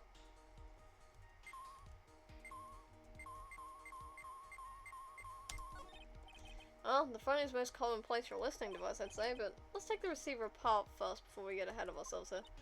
Wow, you know a lot about electronics, don't you, Mr. Nick? Yeah, I know tons, especially when it comes to taking them apart. That's my specialty. Me too, man. I'll leave the fixing part up to Gumshoe, yeah. So, is there a listening device in there? No. I really thought it had to be in the phone, too.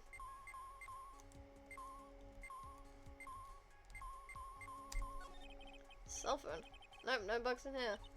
A cell phone? What? Don't tell me you don't know what a cell phone is. I'm sorry. I've never seen one before. Now she mentions it, this cell phone couldn't get any reception while I was staying in Karain Village. And Pals has never lived outside of that village, so... I guess I can't say it's impossible to live without one.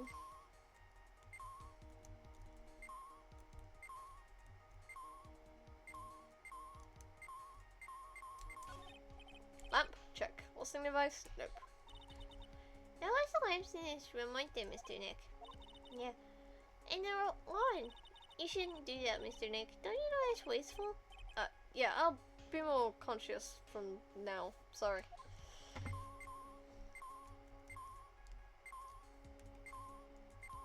Lamp.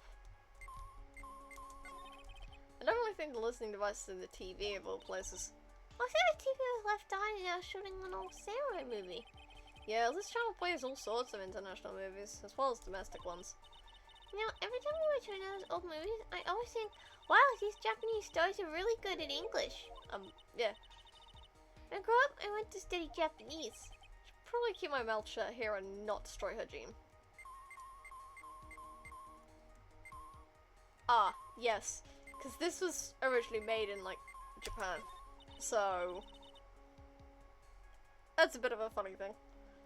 The radio? The radio started playing something.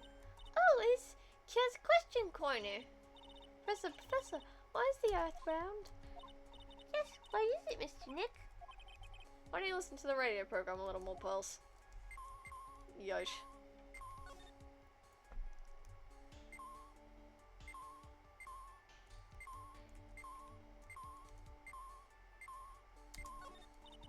There doesn't seem to be anything getting off radio waves there, Mr. Nick.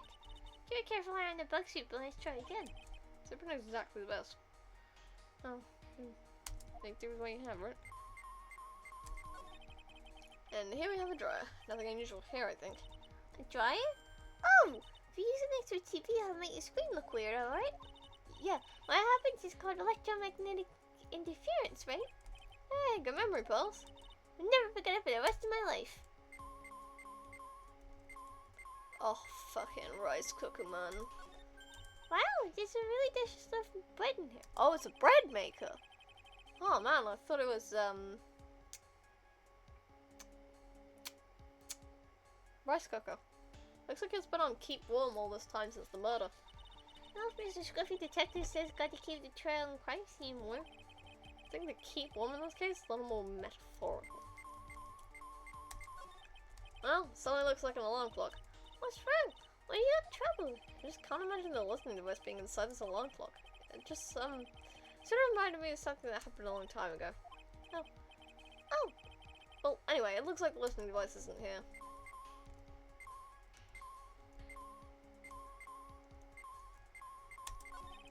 So the listening device and the notebook computer, huh? What's the notebook computer? You know what a notebook is? Yes, it's a small book with paper you can write on. So, Well, that thing is like a notebook in a way. It's basically a small laptop.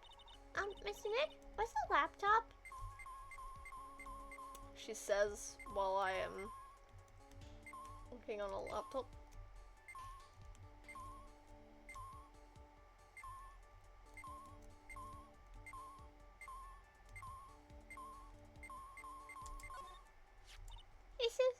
This is just a giant stuffed teddy bear, right? It's the biggest one I've ever seen. Hey, so you guys find it yet? The listening device, I mean? No, not yet, but it's bear size. Let's see.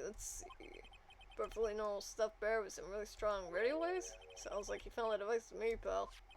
Let's take this big fella's eye out and see what we've got. No, you can't.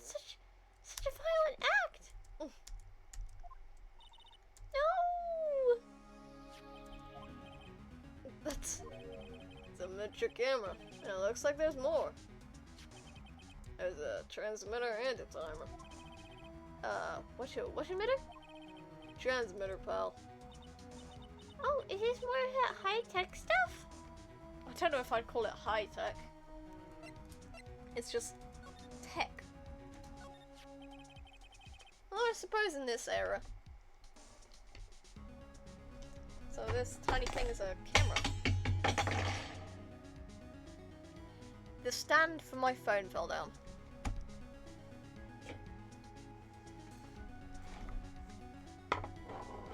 My phone didn't. I managed to catch my phone. But, yeah. Ooh, speaking of which.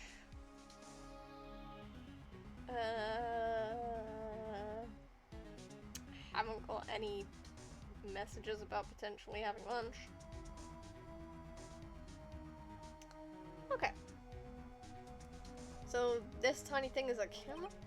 Yep, it's a pinhole CCD camera, pal. It's a small, high-grade video camera, mostly used in security systems. So it's a video camera. Runs on a battery, which comes with it in its set. But there's no videotape in this camera. This is only the camera part here, pal.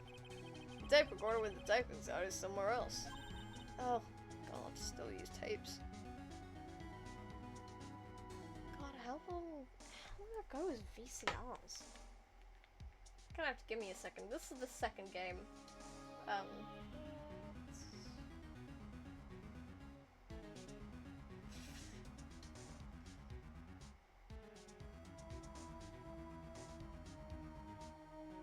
When did this come out?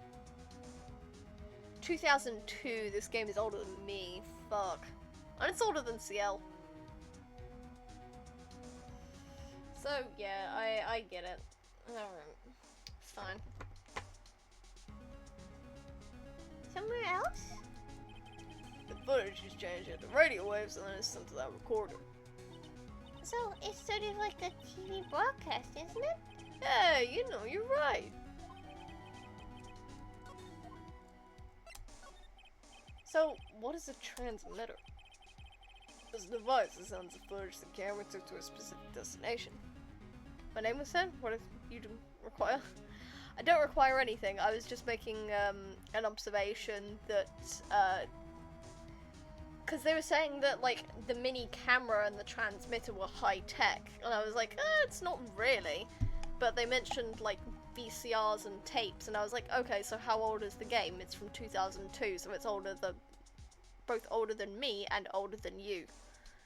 Because you're an 03 baby, from what I remember. Oh my god, it is. Yeah. It was in the October, I think it said. So it's about a year older than you? Roughly?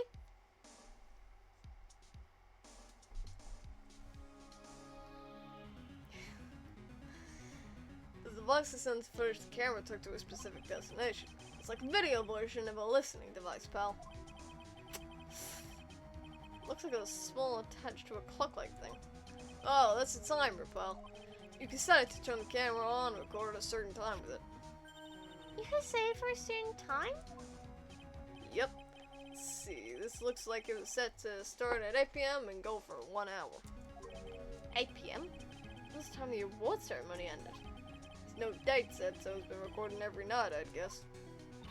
Mr. Detective, how long has this bear been here? I'm pretty sure it's been here since the night of the murder. Then maybe... Maybe this camera caught the murder on tape. What? And if you think about the angle the bear is at, it's bound to have a clear shot of the whole crime, Bill.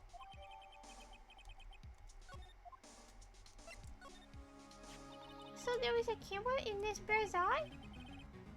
And it was disguised as a present. I'm sure it was here on the night of the murder, pal.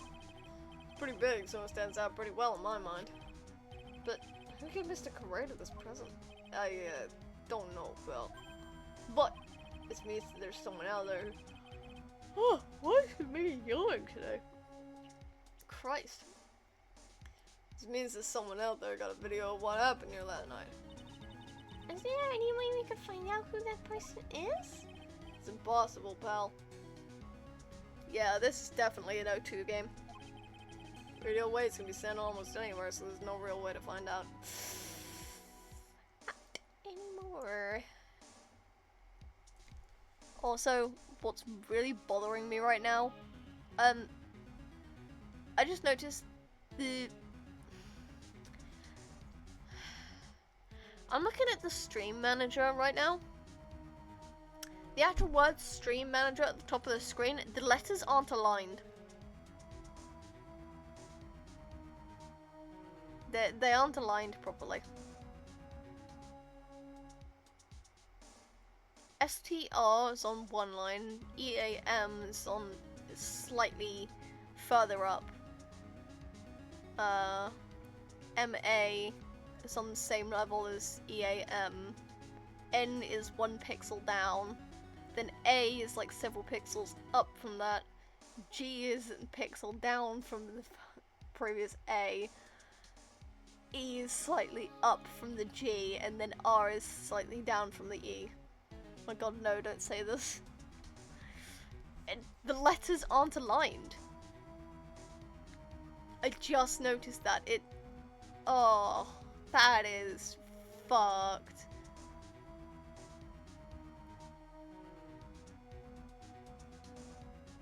I can't tell if it's just me staring ultra hard, but it kind of looks like they're moving. They're not.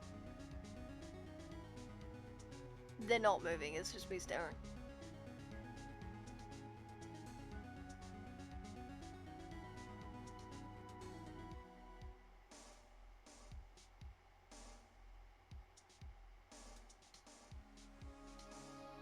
Okay, now the whole screen's moving. I can't stare at that for any longer, otherwise I'm gonna start having visual hallucinations. Oh! Just turn the brightness down on this now. Is there really no way to find out? Yeah, got it! What? Hey, pal, let me borrow this mini camera for a bit. What are you gonna do? I'm gonna go around to the electronics shop and see if I can find out who bought this. But that's impossible. I mean, it's already 9 p.m. Leave it to me. If I have to search all night, I'll find your man, pal. Yes, sir. Oh yeah, baby, it's investigating time. I'm on fire, pal. My fingers are itching to go. Yeah. Mm-hmm. He's gone. Yeah. Well, Mr. Scruffy Detective sure is a nice man. He's pushing himself so hard, all for Mystic Maya's sake. It's a mystery how you always manage to do things in the most inefficient ways, right? Ugh. How did I immediately know it was Edgeworth? You'll have to excuse me. I heard your conversation just now. Edgeworth, what are you doing here? The rescue team has been created and deployed. Can't say I'm optimistic, but we have to move forward one step at a time. I see. Thanks. Don't thank me yet. We still have to find her.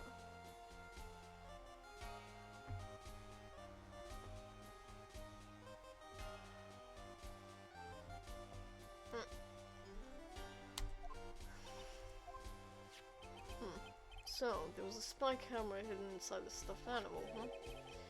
You are one lucky man, right? Mischievous. Mischievous. There we go. Pronounced it correct eventually. Do you know this stuffed bear, little girl? I have no idea. Of course not.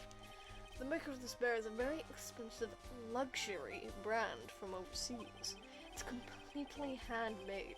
There are only a small number of these exported here. Yeah, the way I'm talking, it's forming spittle around the edge of my mouth. Ha! Doing too much talking at once. What? The camera and transmitter that Scatterbrain Detective took with him are dead ends. Things like those can be bought anywhere. However, this bear is different. By tracking how it got into this country, this bear can tell us who the buyer is. Can we really do that? Mr. Nick, can you really? Oh, I guess so. It's 9 PM. I think I can still make it in time. I'll be taking this for now. I just imagine him picking it up and tucking it under his arm, despite the fact that this is a full, like a life-sized bear statue, like stuffed bear thing. I'm sure you have other things you have to do. Yeah, I could just imagine him just grabbing it, tucking it under his arm like this is not a life-sized bear.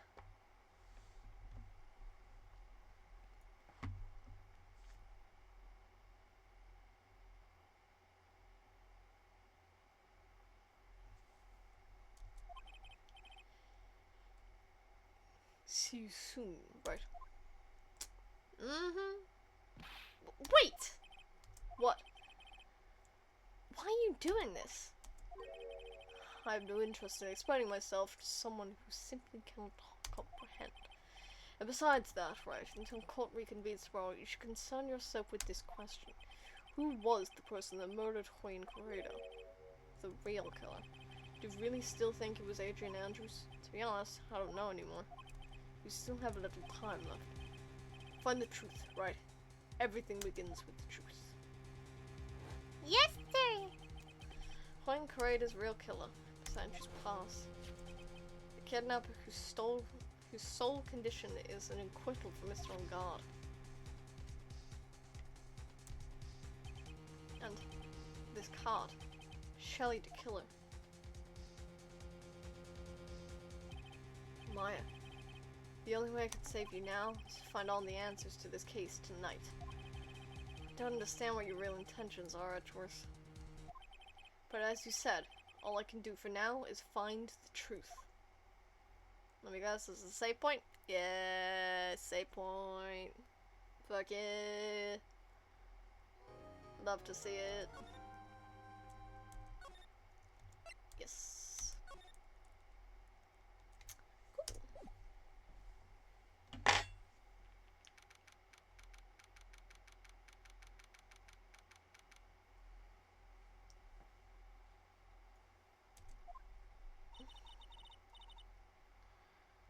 Okay.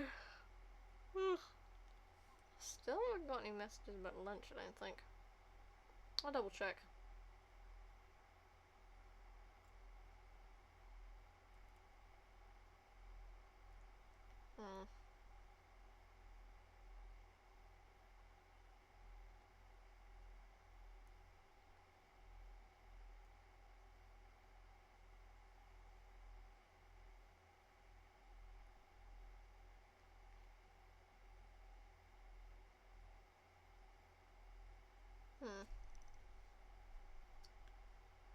Nope.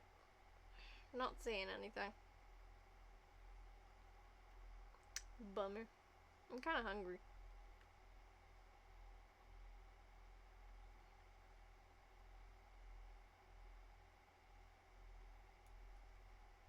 Okay. The game continues. Past 9 PM already, isn't it? I wonder Mr. Edgeworth has already found Mr. Boya. These things take time. I'd say probably not. The police are professional, pals. They'll find her, so don't you worry. And if we can win a not guilty verdict tomorrow, then everything will be okay.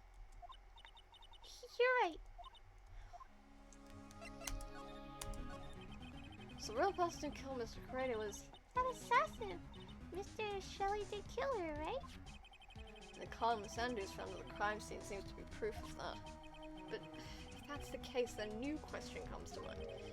Who's the one that hired the killer to begin with? Who is his client? You mean, who asked for the murder?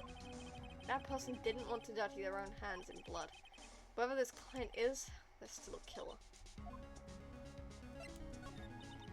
Who could have hired the assassin? Do you think it was Miss Andrews? I wonder. But if she was the client, then why go through the effort to stab the knife into the corpse herself? But if Miss Andrews wasn't the client, then... No, it can't be. Man God himself? If Mr. Angard really did hire the assassin, Then he's not innocent at all. Far from it. He'd be guilty of the crime. but it can't be Mr. Angard, right? I mean, when we first talked with him... Mr. Angard, I'd like to ask you one more question. Did you kill Mr. Huincareta? Alright. Just so we're clear, dude. I didn't kill anyone, and that includes Huincareta, okay?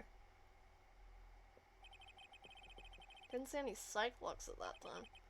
Actually, that reminds me. Do you remember something, Mr. Nick? Yeah, something Miss Andrews said at the trial today.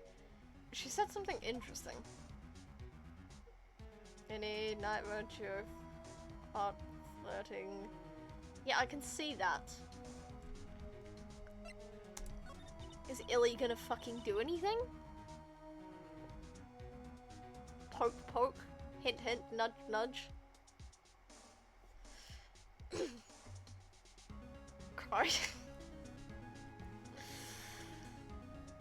He thinks his future boyfriend is now enamored with somebody else. He's gonna go running off into the distance, crying animators. So it is this interesting thing.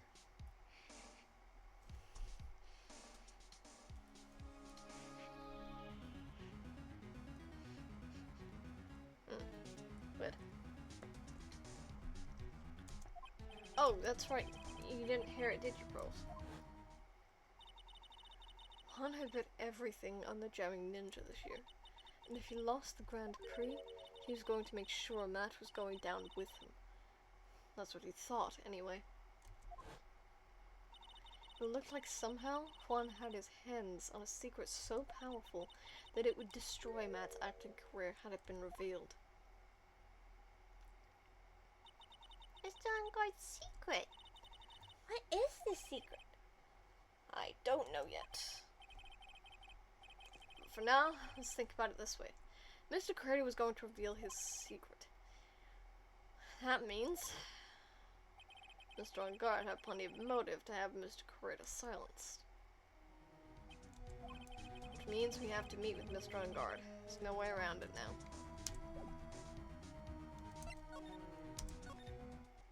Are we going?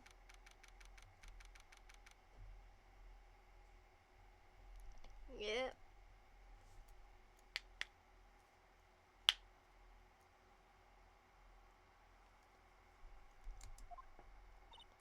Wow, it's really getting late, isn't it, Mr. Nick? Someone's using vinegar. I could smell it. Yeah, it's past 9 PM already. We still have some things to prepare for tomorrow's trial. Still a matter of the secret Mr. Corrado held about Mr. Angard. And Miss Andrews' real intentions. Those are two things I must know tonight. I need drink. Water sippies.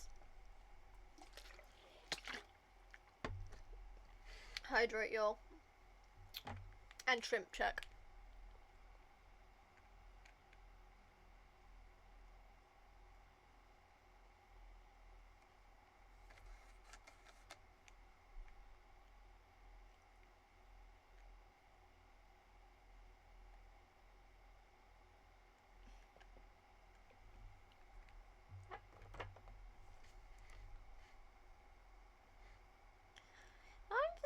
hours over at the detention center? She'll think of something, Pose. Don't you worry. Yeah, I'm sure we will. Fucking hell, not again. Hey, wait! What is it, whippersnapper? All I know is nothing that has anything to do with you is ever good. Like just now, I was handed this strange device for who knows what reason. I was told to use it to search the whole hotel. That's the bug sweeper, isn't it? The one Gumshoe made. I don't know, and frankly I don't care, but the request came from Edgy Poo, so... Edgeworth? And he said... If you feel angry, direct your anger with that unsophisticated lawyer. So I'm going to feel free to direct all my anger towards you. Ugh. Gee, thanks a bundle, Edgeworth. What a pal you are. Yeah, I'm sure. Gal pals, Your Honor. Shh. Ugh, I have to talk to this bitch. This is absolutely top secret, so you'd better keep it to yourselves. If they found a spy camera hidden in one of their presents. Very interesting. I'm sure it was, you know, to catch poor Juan in the middle of a scandalous meeting. Scandalous? What's that? It means, well, you know, the gossip's been going around about my dear Juan. Oh, you mean that thing about Miss Andrews? I'm sure she must have some reason getting close to Mr. Correa. I'll tell you on and I'll let you in on another secret, young'un. I know who replied to that spy camera. It's that obnoxious, puffy-eyed photographer girl. The nerve of some people, spying on people by herself, as if I wouldn't want to see it for myself too. Wow, the alien actually admitted her true intentions for a change. I don't know what you're thinking exactly, but I can bet it's not good. I didn't say anything. Exactly. So you want to know about Juan and that manager, right? Actually, as I hear it, there was something of a refreshing pair of those two. Oh?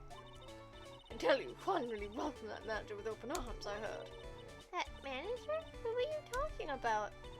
You don't know? That manager woman Juan had. It's a shame she killed herself, though.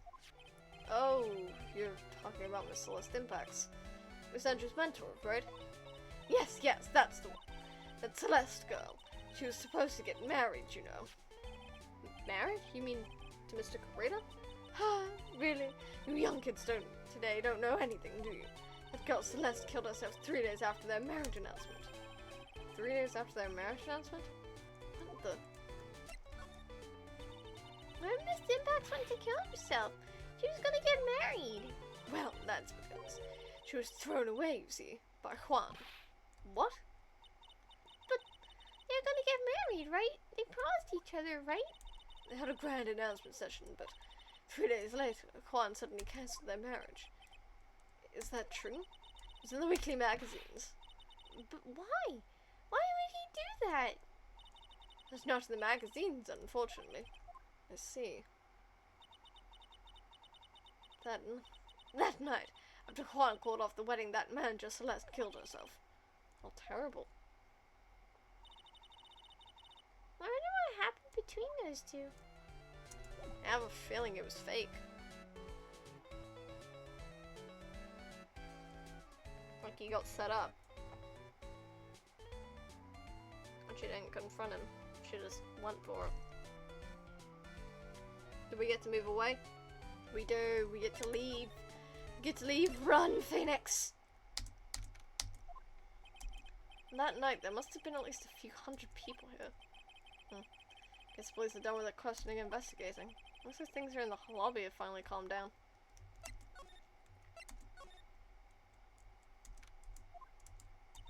Feels so safe, tense in here, doesn't it, Mr. Nick? Yeah, it does. Wonder if something happened. And Mr. On guard's alert, right? Ah, yes, sir. Well, we finally found the person we've been looking for. A real decisive witness. A decisive witness? You mean for the on guard case? We're taking the witness's statements right now. Gotta hand it to Mr. Edgeworth. What's Edgeworth up to now? Who is this witness? I think you know this person quite well, Mr. Lawyer. Mr. Nick? Between the kidnappers demanded and now this, I don't see any way to win here. Oh, yeah. Mr. Edgeworth wanted me to tell you something. He did? Even though visiting hours are long over at the detention center, he wanted me to grant you special permission, so there you go. What? I've already called them, so they know. Go on, go talk to your arts content.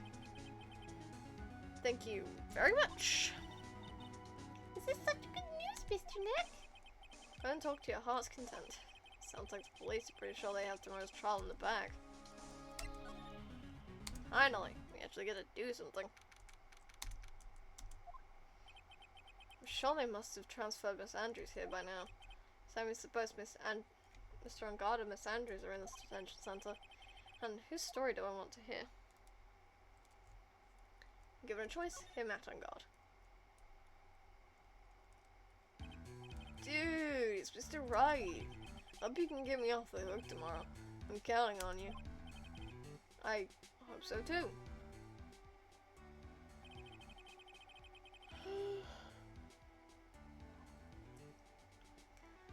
Andrews just dropped a bombshell on me by saying that Juan Correa was killed by an assassin and the assassin's client is this man. Matt Ungard. Was wrong.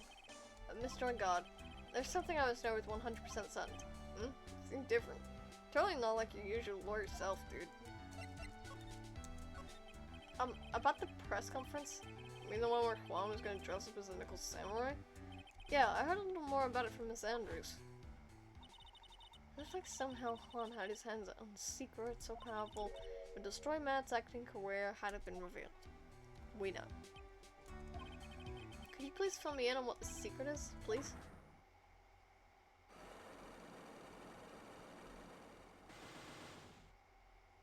Five. God damn! I knew this was coming. Mr. Nick, don't tell me. Cyclops. Said a secret, right? But I don't have any idea what it is. Do you, dude? Did you know about Mr. Crater and Miss Andrews' relationship? Well, it's all over the tabloids, dude. No, but I don't know any of the details, if that's what you mean. Look, how many times do I have to tell you? I don't care what Juan did with his life. Miss Andrews, she had a purpose in mind when she started seeing Mr. Crater. Her mentor was Mr. Crater's manager, and Miss Andrews was going to get Miss Celeste's impact suicide note from him. Celeste? Does that jog any memories? Dude, I suddenly just got totally hungry. You up for a pizza? My treat. Mr. Nick, what's a pizza? Is it kind of pea like green peas? Let's go eat one later, okay? Ugh, I got caught up by the pizza dude at the shop. That's too bad. Well, how about we get our minds off this topic and talk about something else, okay? Mr. Ungard, are you connected to Miss Impact's suicide in some way?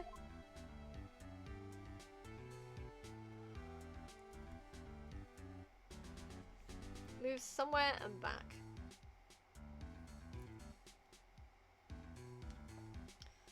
Okay. Hold on a second, stretching.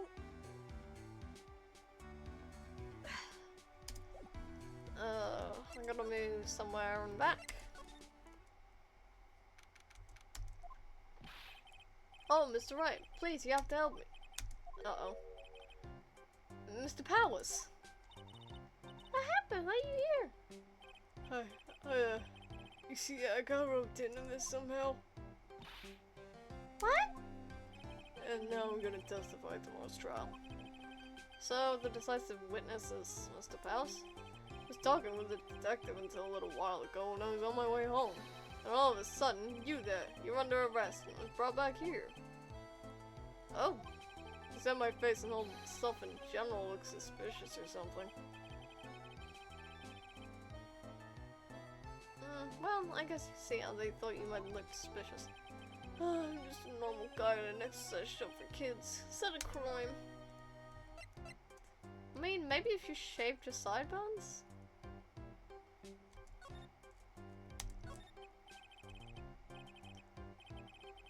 Or, like, trimmed your hair a bit. Might look a little less weird. So about this testimony you're giving, what are you going to talk about? Nah, I really don't know yet. It sounds like I saw something pretty important from what they tell me. Saw something important? What was it? Yeah, well, the detective told me not to talk about it. You can tell anyone, and especially not that lawyer, he said. He's like a silent lawyer the detective was talking about.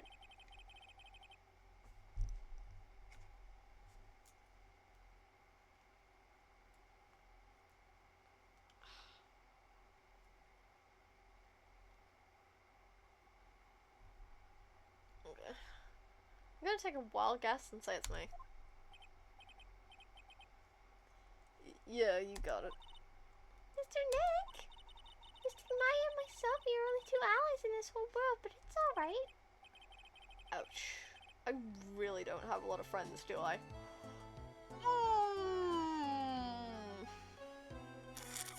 I'm gonna refrain from answering that.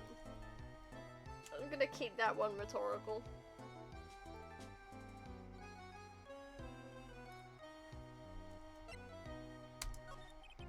This is gonna do a lot of damage to Matt, you know.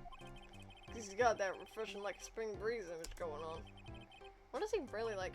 Well, let's see. Matt's always been kind of a player with women. Never really turn a pretty face away, if you know what I mean. He'd always say it's just a gang to justify himself. What? How horrible! This is unforgivable! Oh, sorry, didn't mean to offend you. But you know he said once that there's only one person in the world who won't swoon over me. One person who wouldn't swoon over him? His manager, you know? His agent Andrews. That's Mr. Powell's suddenly looking kind of energetic. Somebody's got a crush!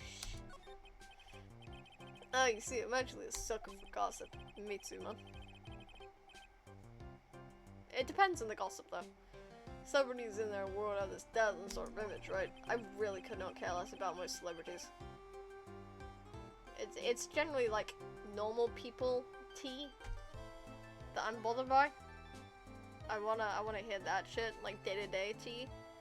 I'm not like a big celebrity kind of tea. To the point where I literally know like jack shit about people like the Kardashians. I know it's a group of mostly women who are all related and have had some sort of surgery or other thing to make them look a ridiculous shape and are famous for some reason. No, I'm more of a hairy, sweaty, smelly, brutish kind of guy, you know? See? It's okay, really. I get to hear plenty of gossip about a lot of the other stars around me as things happen. Oh, that's true. Oh, hey, did you hear about the shit about Miss Andrews' mentor and her suicide? Miss Impacts? I heard something about how our wedding was cancelled. Yeah, that's what I'm talking about.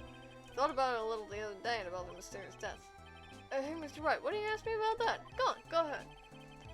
Mr. Paz is so charged up, his skin is practically glowing with electricity.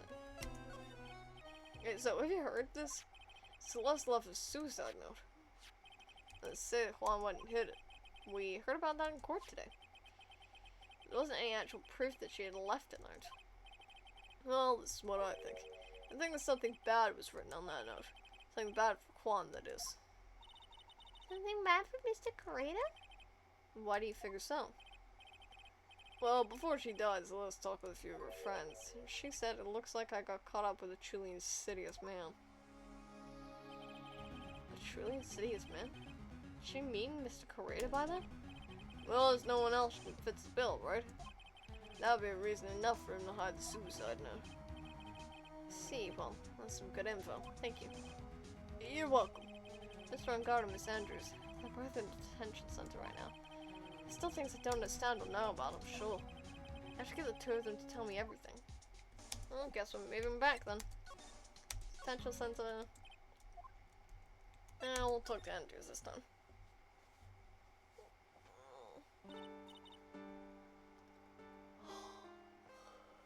Still no lunch notice, bruh.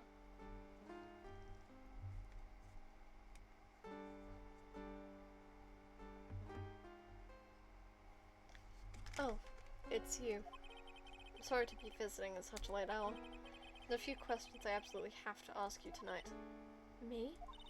I thought your client was mad. I'm sure Miss Andrews knows something.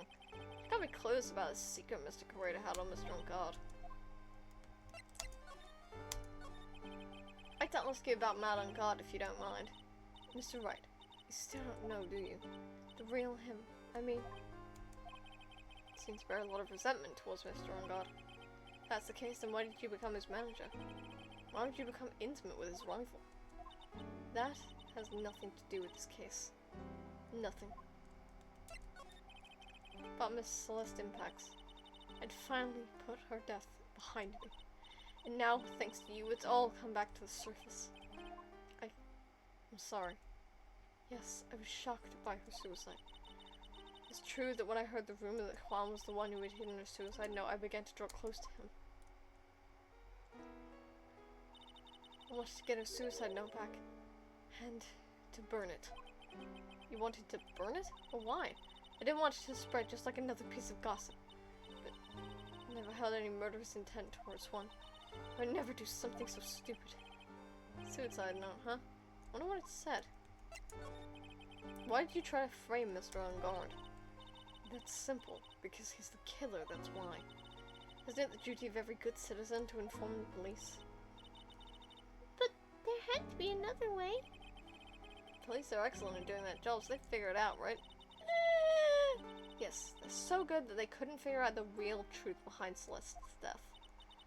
The same truth. Well, I know you're not the type of person to do something without a reason, so please, tell me why you did what you did. Revenge. Huh? Did you say something just now?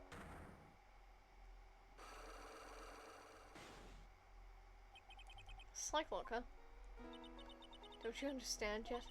You're not my lawyer. To be honest, you're more like my enemy. But I'm sure I just heard Miss Andrews say revenge. can we do anything about this right now? Move to the criminal defense department.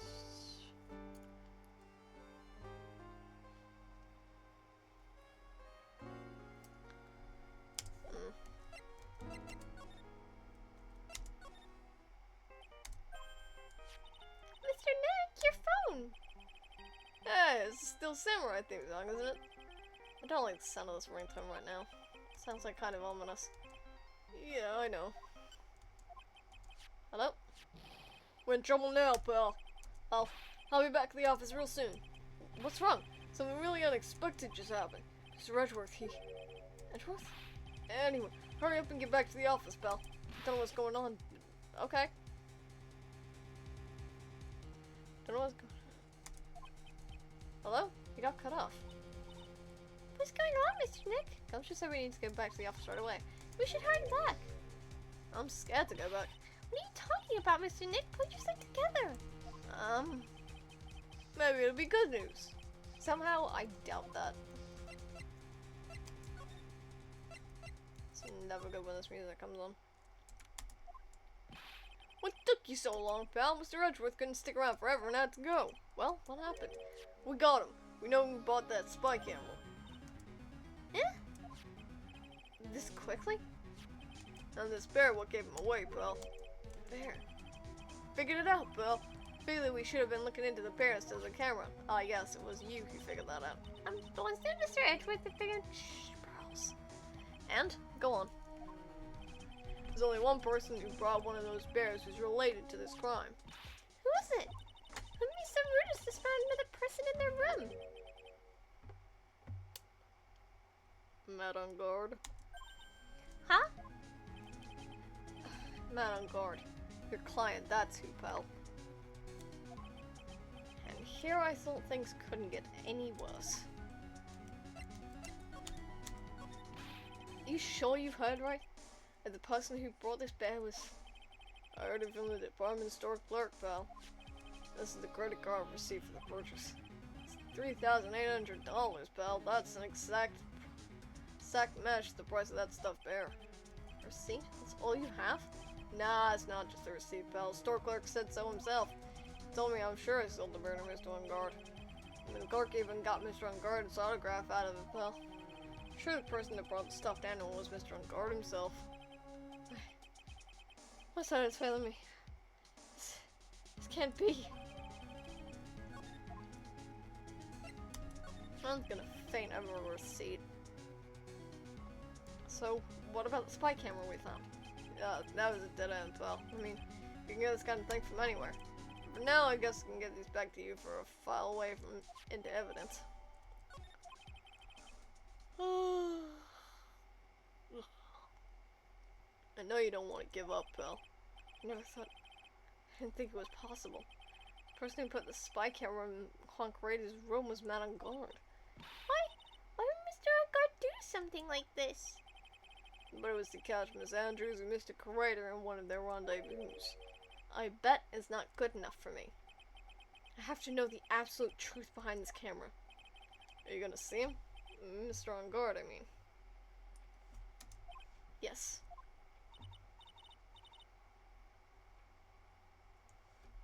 Ooh, we're gonna break the psych locks.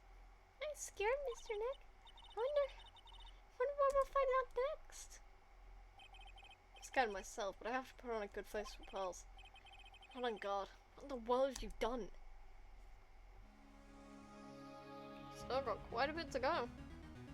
God damn.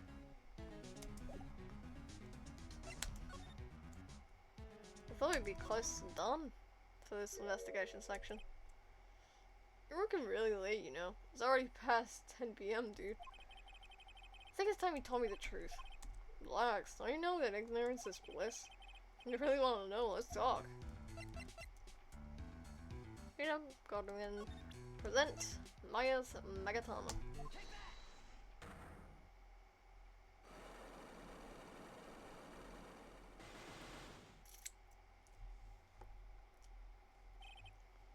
Man's secret. Now, let's hear what this secret of yours is. What if Mr. Carrera had been successful in his plan? What would he have disclosed? I told you before, dude, I don't know. I don't know anything about Juan, okay? Look, Mr. Wright, I can keep on saying it until I'm blue in the face, but I totally didn't pay Juan the attention the whole time that night. I mean, come on, I was in the middle of a nap. Don't lie to me. Huh? I know you paid close attention to Mr. Carrera, especially on that night. Present the spy camera or the transmitter.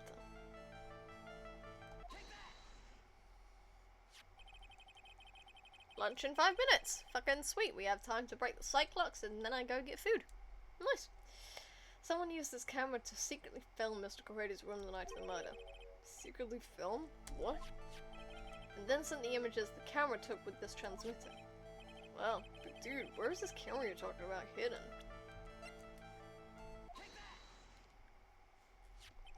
The spy camera was hidden in this bear's eye. A bear that was supposed to be a present from a fan. Guess what? I had a few of those kinds of fans too, huh, dude? Actually, I wouldn't say this bear was a present from a fan. Sure, dude? Who else could it be from? The person who gave this bear to Mr. Carrera was... Madam God.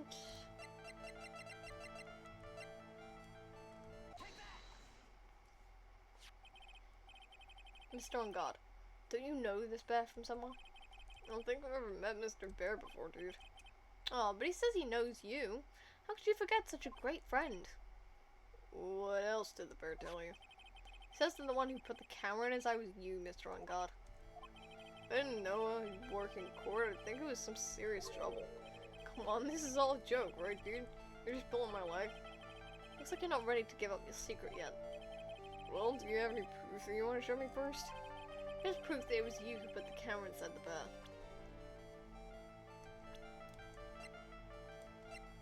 Credit card receipt.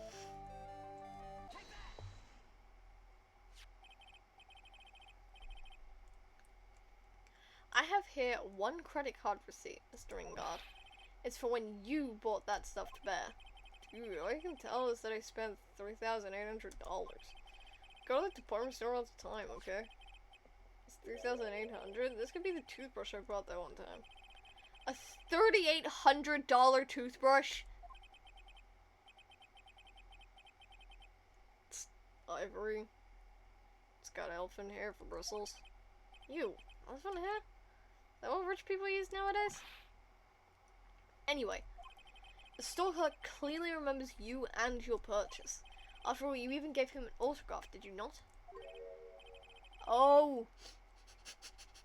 Nachos! Oh, it's nachos. I can smell it. Fuck yeah, dude. Dude, you should have said that earlier.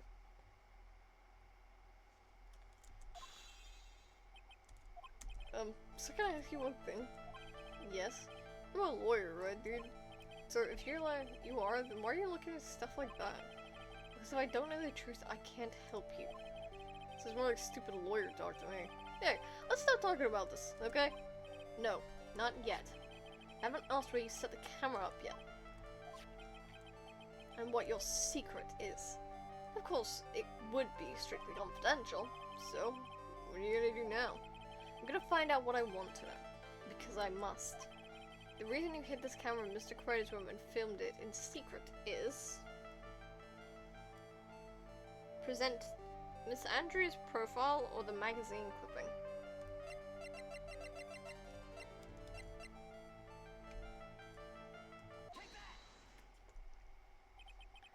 Adrian Andrews?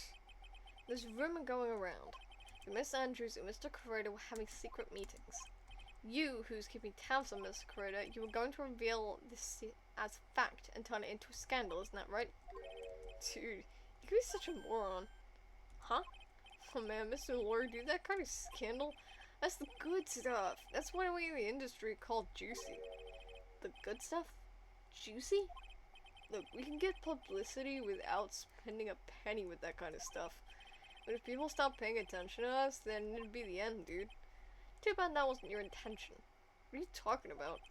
Wish your reason for spying was something so innocent. But it wasn't. You didn't spy on Mr. Crater because of Miss Andrews. There's only one reason I can think of you for doing such a thing. The real reason you set up that camera in Mr. Crater's room was... the picture card. The Shelley the Killer card.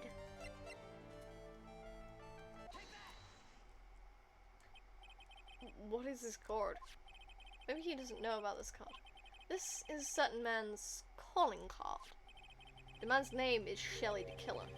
And I'm sure you know him, don't you? Shelley the Killer? That's ridiculous. Why would I know shady scumbag like him? I really don't know him. Then why are you acting so jumpy all of a sudden? This is it. I'm finally starting to get the truth. Can't afford to make any more mistakes now. Mr. Matt on guard. I know why you know Mr. the Killer. It's because you're his client. Since you're the one who set up that camera, that means you knew. You know exactly what was going to happen in that room. So, how? How would you know something like that? It's because you're his client. That's why. You hired Shelley the Killer to assassinate Mr. Crater. And the real mastermind behind this whole murder is you, not on guard. Here I was, trying to be a good boy for you, dude. So if you didn't know, you'd be able to do your job without feeling bad. Well, that's what I thought, anyway. Mr. On guard. You really did hire? Hold on a sec. I'm gonna consult myself, okay? Consult myself? Well, I guess it's probably about time anyway. About time for what? I think it's time... Oh.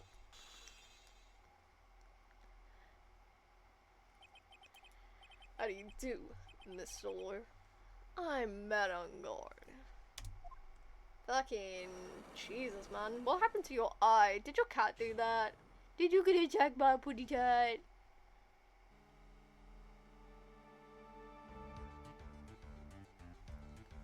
Oh god, that's good music.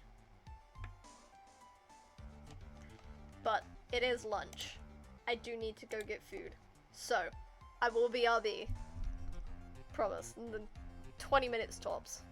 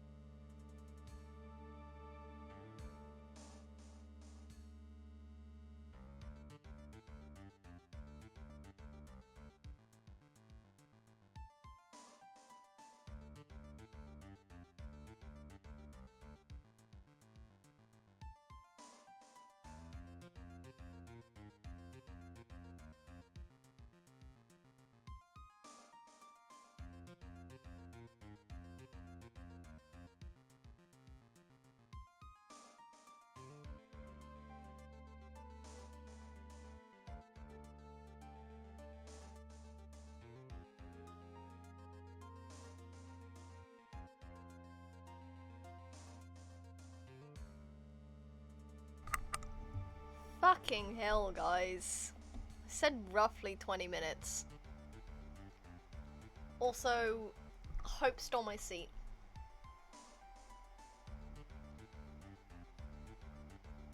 I don't want to move her, but I have to. I'm still in the middle of stream right now. It's been 25 minutes and 58 seconds. Fucking, I said roughly.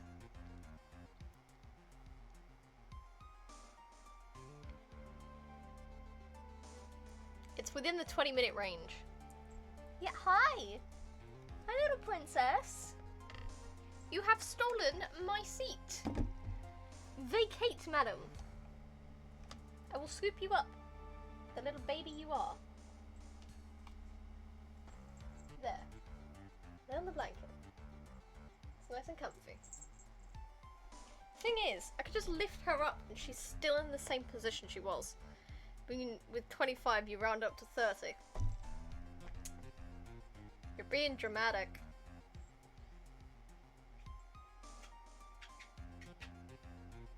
Yeah, I do love you, little one.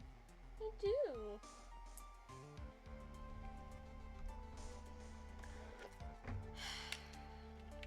You're both so dramatic to time me exactly. Sheesh. I like to think of it as precise.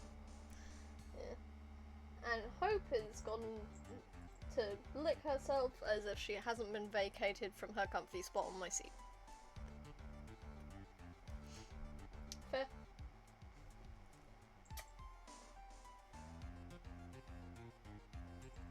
Yeah, hi. You're a sweet girl. Sweet baby. Sweet baby. She's adorable.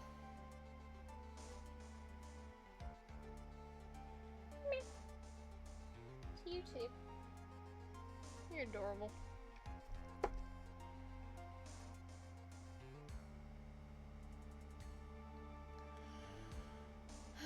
Alright. Back to what we were doing.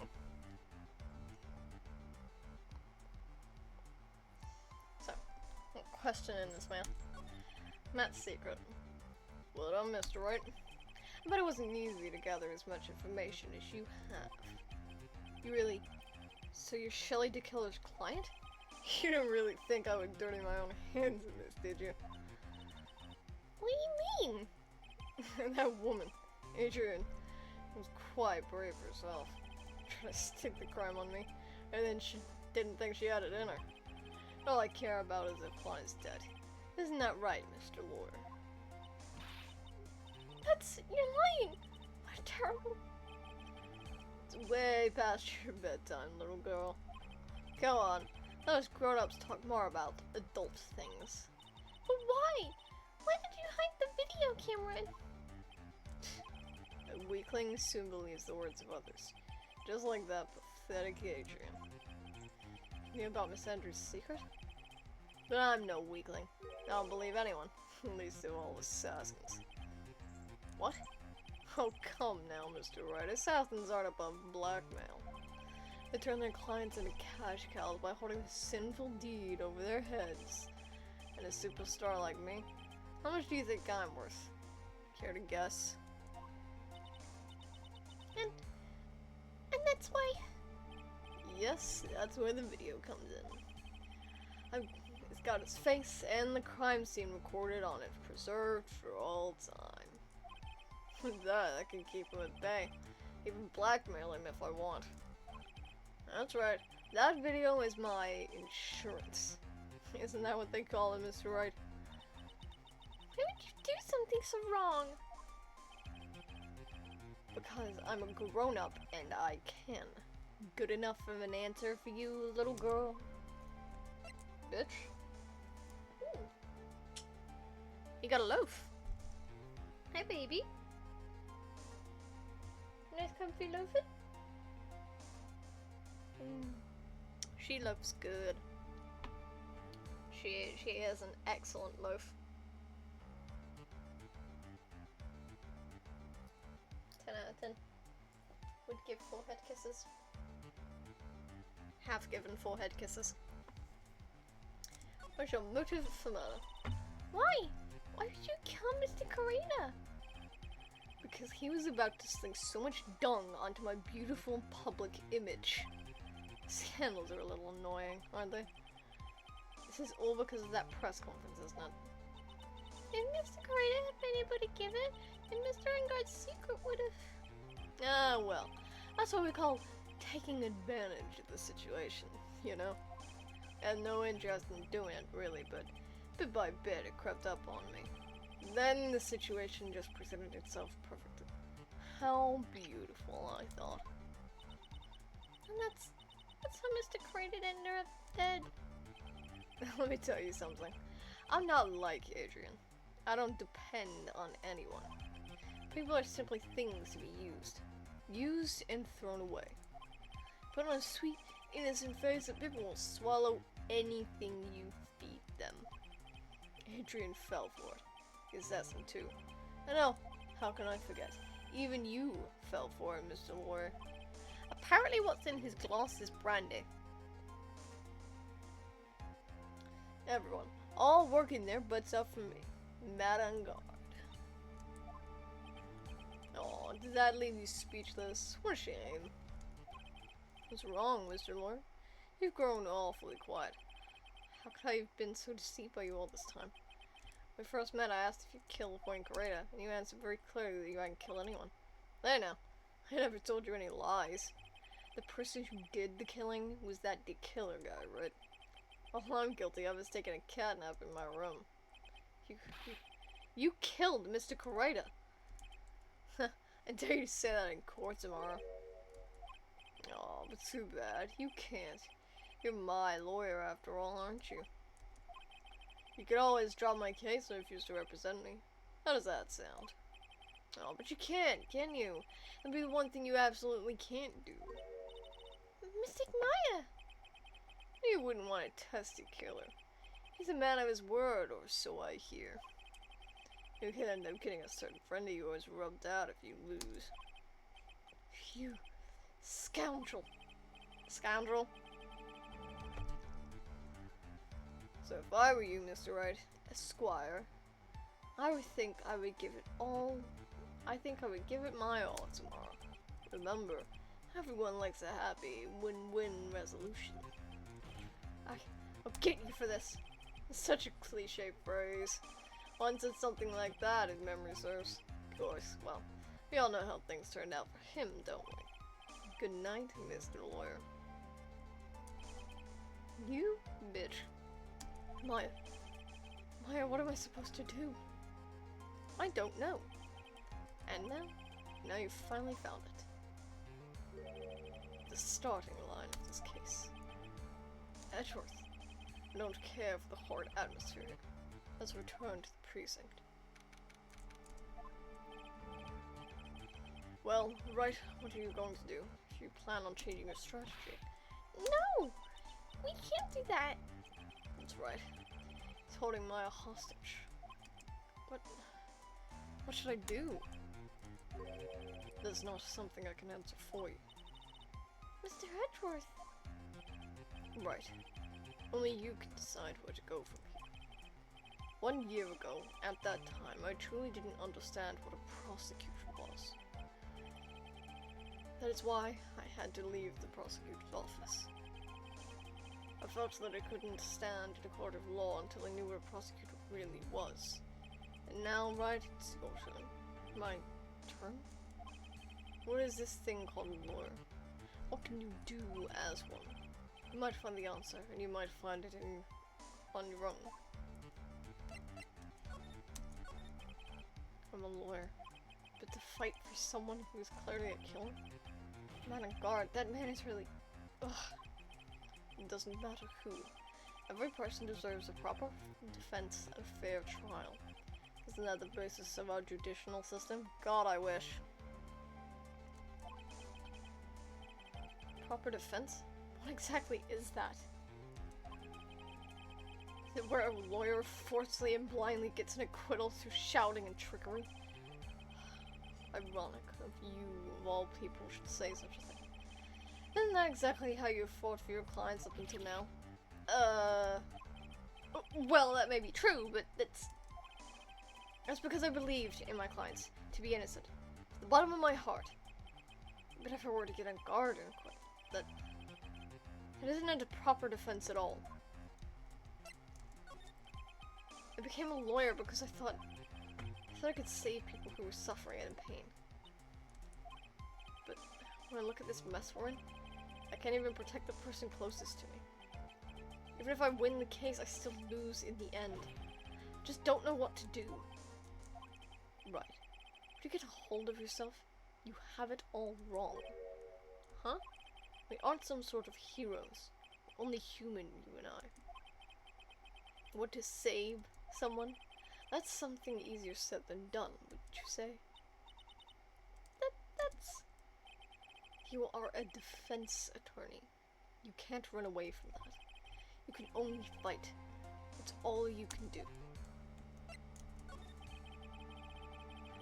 People like you and Franziska von Karma are always using all you have to pin me down. You fight to the very end, even when you know the truth is not with you. But I'm not like you. I can't fight for a false verdict, for a man I clearly know to be guilty. Franziska. She fights for herself. The only thing she fights for is her perfect win record, that's all. And, isn't that the same as you? Isn't that why you ran away a year ago? Because your precious win record was destroyed? You are so petty. I see. Now I understand why you despise me so. However, you are mistaken. Thanks to you, when you sealed off my path to a perfect win record, I began to realize the error of my ways. Realized that such things as a perfect record were meaningless. What? I don't believe you. You're saying that is why you left the prosecutor's office? But then, why? Why are you here now? The answer to that is something you will find out on your own. I'm afraid you will see it before the verdict is read tomorrow. But if you can't, then you will be powerless to change the ending of the story. Mr. Nick, the transceiver! I'm sorry for what happened earlier. Now then, Mr. Attorney, do you wager you can obtain an acquittal tomorrow? My, what is the matter, Mr. Attorney? I don't sense your usual anger this time. Tell me, please, why are you holding Maya hostage for Mr. Unguard's sake? Why are you doing this for that cold-blooded killer? Right. Please don't misunderstand things. He is my client. Don't toy with me. A man who hides an assassin is just as much of a killer himself.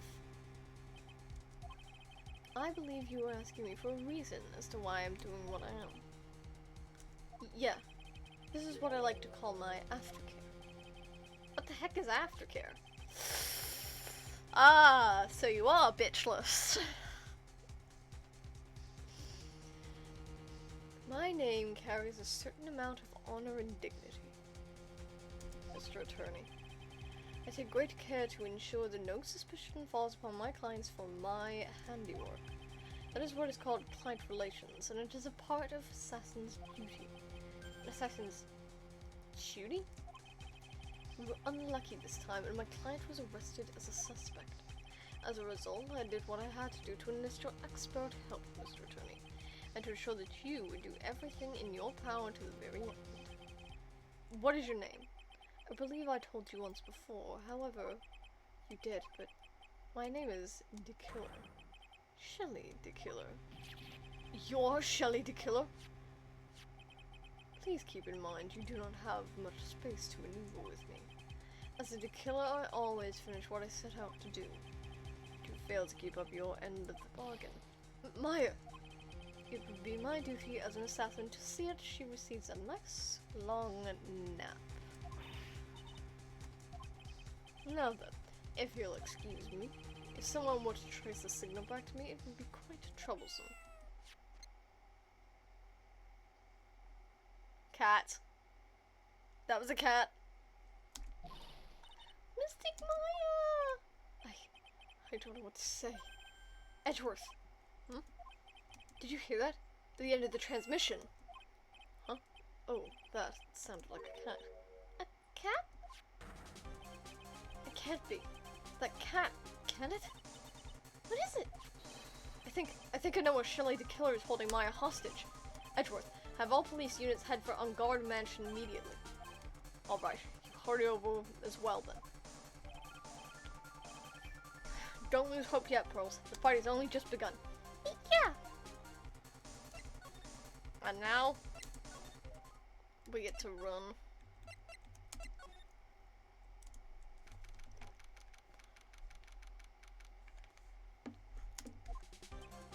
Maya!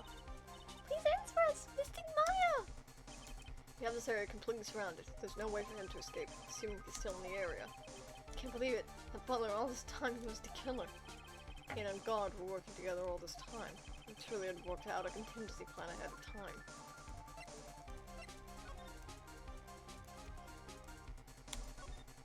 That bear wasn't there. Oh, it's a figurine of a bear. There are lots of cuts in it for some reason. Bear? Isn't that more of a thing for Mr. Fritter? Why'd something like this be here? Right, look down. Little pet door installed here. Oh, I'm sure that's for Shu. Do you think this came through that little door? This door. It's locked. Well, I'm pretty used to breaking down doors by now. Let's go, Edgeworth. He's gonna shoulder check the door.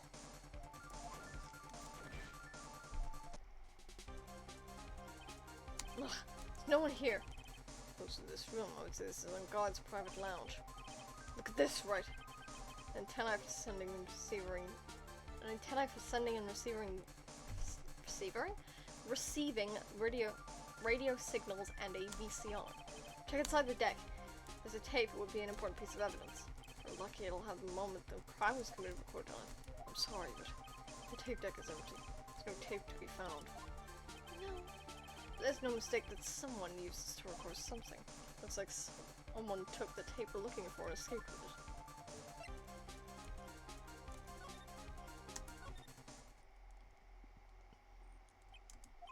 We searched all over, but it looks like he got away.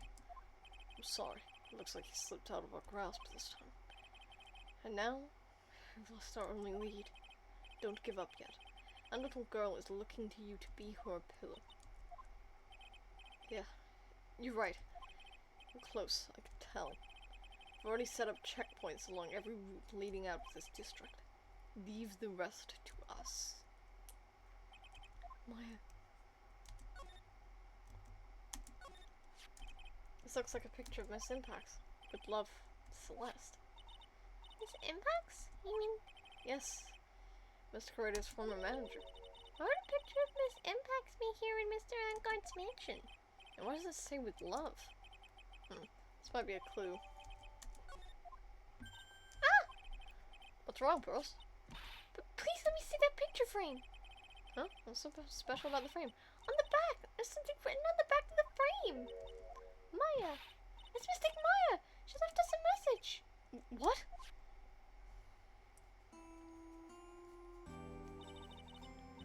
I thought you'd come. I knew you would. Now listen up. You better get on guard a guilty sentence, okay? If you get that creepy slime bag and not guilty, I'll never forgive you. Ever. Fine, so you don't need to worry. There's so much I want to write, but I don't think I have a lot of time left. Pearlie, you're there too, right? Make sure you help Nick, okay?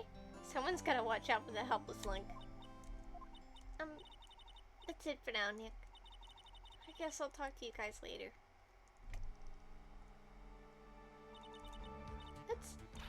No! Mystic Maya! Right. What's wrong? Why the blank stare? Oh, nothing. Search the house, and this is the last room. Looks like he eluded us. Edgeworth. Yes? As far as clues go, I think this is about all I'm going to get. But I'm still short one last thing. What is that?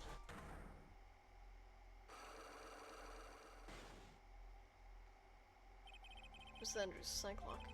If I could just find out what secret she's holding, then I think I stand a chance in court tomorrow. Just blow this case wide open and expose the truth. I think I know what you're thinking. I'll contact the detention center. Thanks, Edgeworth. Well, let's go, Pearls. It's time to open that last lock. Okay, I'm gonna pull up the thing. See what we're gonna need to give her.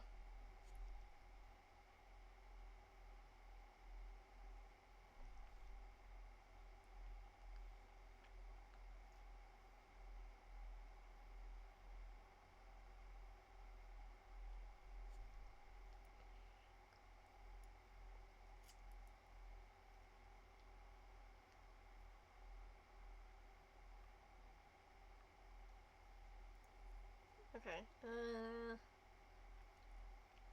so she needs this. Okay. Good evening, Mr. Wright. What's wrong? You look ill. Miss Andrews. Come to remove your psych lock. Psych lock? I want to know, and you will tell me your secret. Fine. Go ahead. Try to break me if you can. It will not be difficult. I guarantee goddamn to it.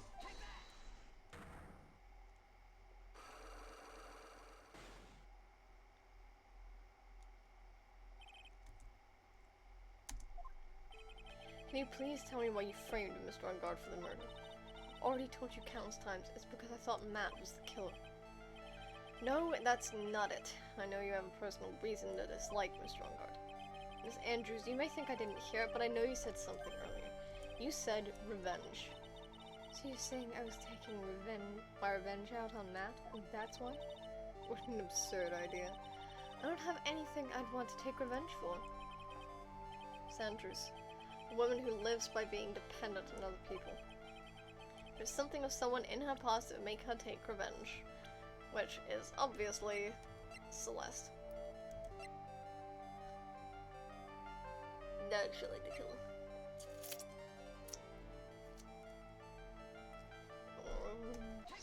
Present Celeste. Celeste. There is only one catalyst that could cause such strong feelings and even revenge. And that is Miss Impact's suicide. What are you trying to say? Celeste was Juan's manager. On top of that, the one who committed a suicide note was also Juan. What does all this have to do with Matt? You're right. You haven't mentioned him. Yet. But for you to hate Mr. On Guard, it would mean that he must have had some relation to Miss Impact's and her suicide. Can you explain to me this relation between Celeste and Matt? Do I have to present the photo frame I just found? Present Celeste's photo. Yeah.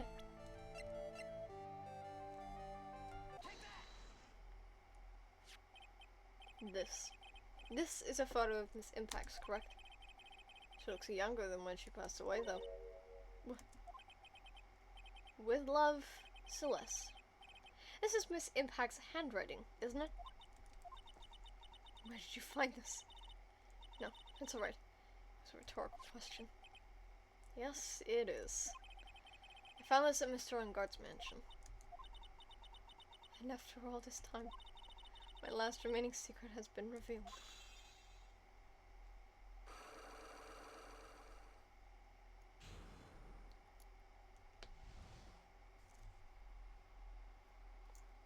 Why frame him? Celeste. She was supposed to get married to Juan. Yes, but I heard that it didn't work out. Because Mr. Coretta didn't want to get married to her anymore, right? Yes. Because of Matt. Because of Mr. On Guard? What do you mean? I think I can see where this is going. Celeste? She was Matt's manager a long time ago. She was the happiest woman in the world at the time. Why is it a sad version of the Steel Samurai music?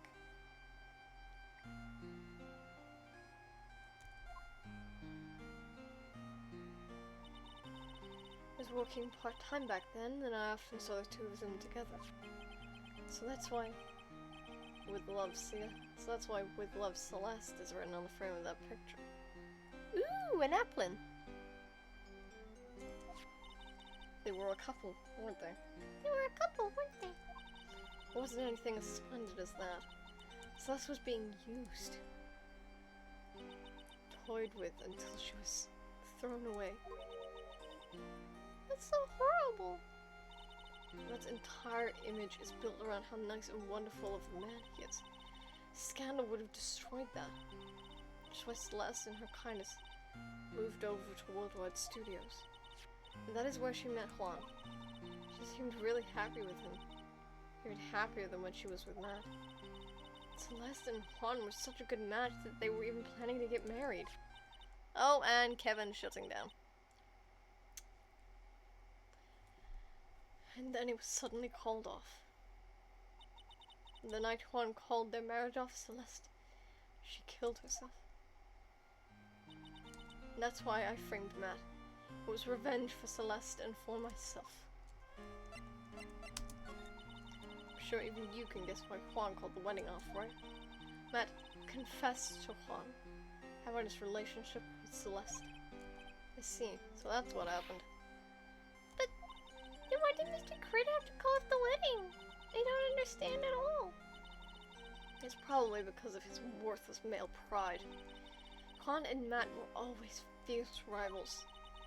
Matt waited for the wedding announcement and then unleashed the truth on Juan. He was aiming for it right when it would hurt Juan the most. Poor Miss Impax. That wasn't the end of it. That day, I'm almost certain that Celeste left a suicide note behind. And in that note she left a detailed account of Matt's various misdeeds, and so she would never again be hurt by Matt, she chose to die. And then when Juan discovered her body, he hid her note. But why would he do that? It's simple. Juan realized that note was a powerful weapon against Matt, and it'd be especially damaging to his refreshing like a spring breeze image. In any case, with his pride hurt, Juan sought revenge. Revenge? What's that word again? Juan wanted to publicly disclose the contents of that suicide note at a time that would cause Matt the most damage, of course. And that was at the press conference after the stage show. I know all about it because I heard it all from Juan. It was so I could find out all about all this that I drew close to Juan to begin with. They're quite a pair of hideous monsters, aren't they? Even Celeste's death was something for them to use in their game. That night, when I found Juan's body, it's only natural that I thought the murderer was Matt. Those two were always spying on one another after all.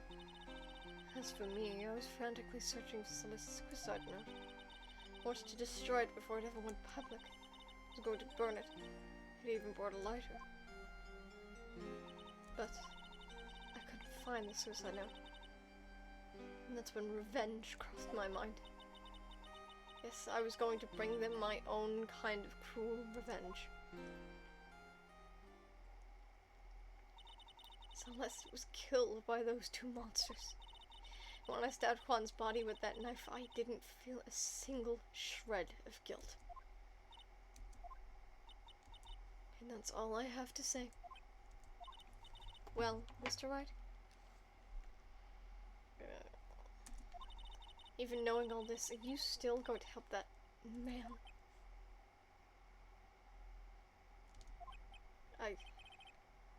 I'm a lawyer. I see. What a foul profession. Thank you very much for your time and for talking with me.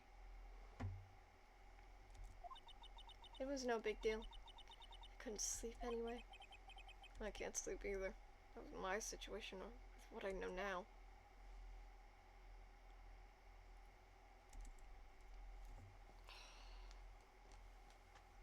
Oh, sweetie. Yep.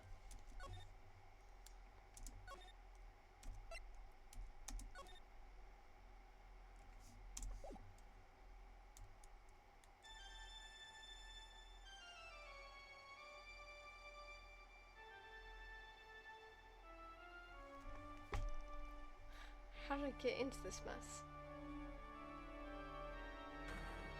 It's far enough. You can't run forever. Mr. Phoenix Wright. Is this a nightmare? Dude, this is the nightmare you had in the first, like, thing. Can't allow you to go on like this. But I'm just a simple defense attorney. Silence. You are no longer worthy of your title.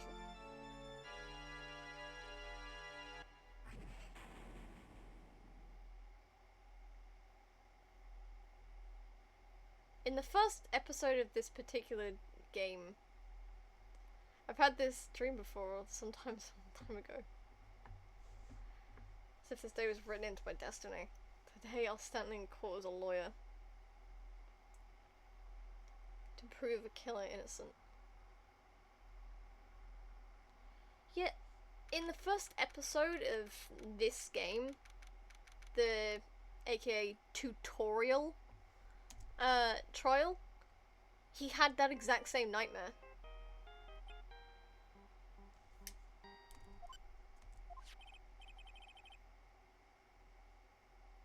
Hello, this is Phoenix, right? You don't look so well, dude. You gotta prove me guilty today? You're gonna prove you're not guilty today, right? I'm waiting for the music to cut back in.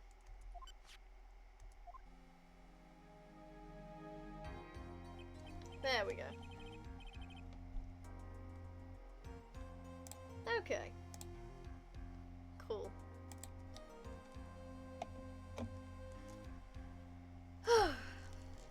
Well, we're going to go through trial next time on stream. Right. So, Let's take a note.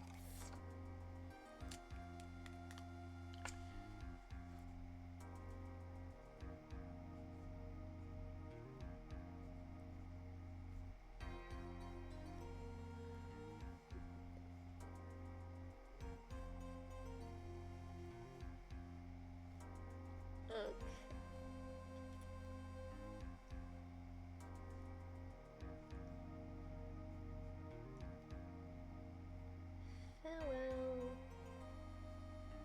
my time.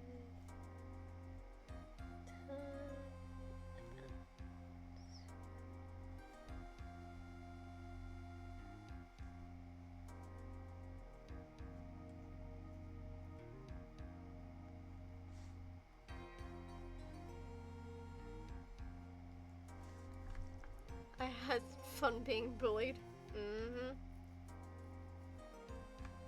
Okay, so Matt revealed himself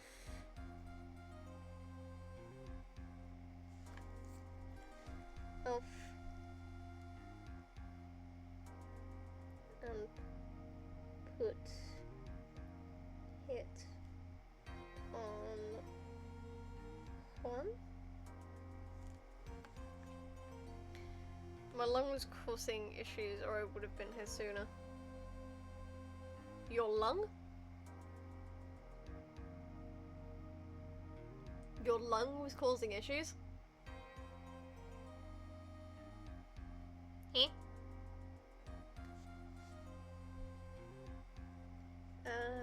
Matt revealed himself and put a hit on Juan.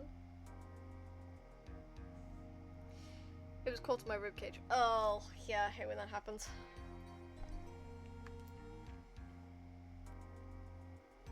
I usually get it like caught between. It does that sometimes. Yeah, when your lung gets like caught between the ribs and you have to do like that really sharp like breath thing. Ugh, I hate doing that. So Matt revealed himself, put a hit on the Juan, and what else?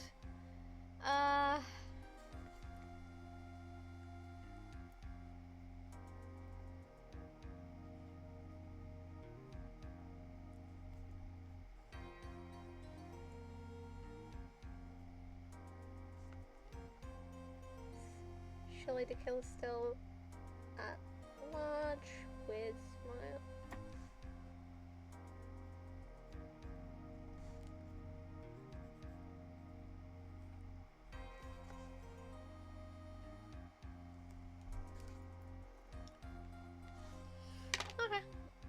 those in notes for next time.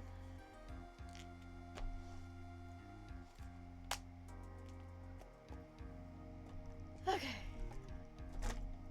So we are going on to the final part of the stream.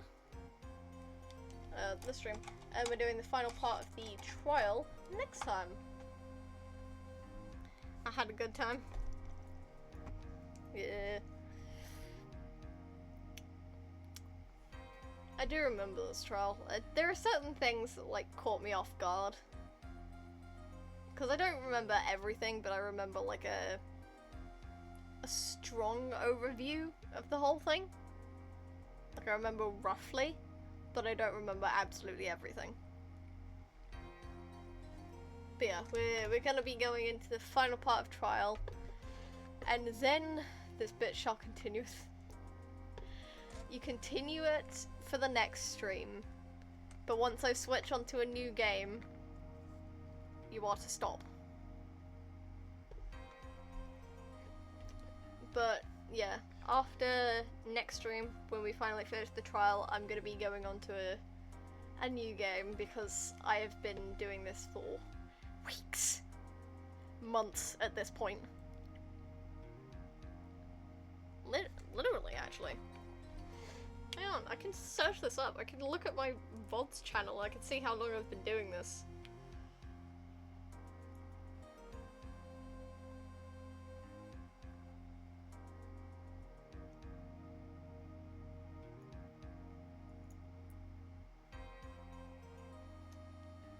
Right, where is my VODs channel?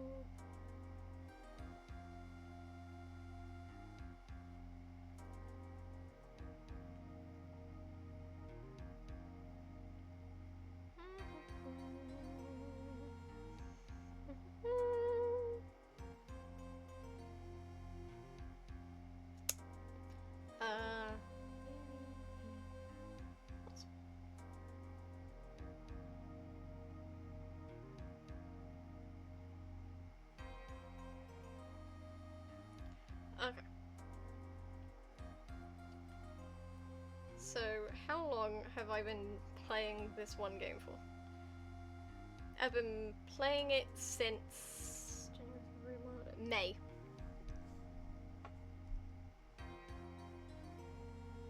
I've been playing this game since May.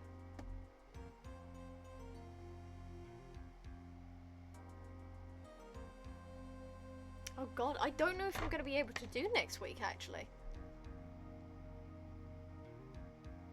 Thing is, I'm gonna be going to my grandparents. I don't know if I'll be able to stream.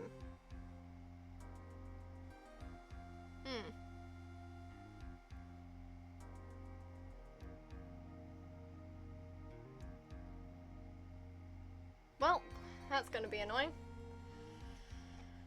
Guess we gotta wait even longer for my affiliate to come through. Unless, of course, I get enough people demanding that I stream before then. Because we're leaving on the Friday. So...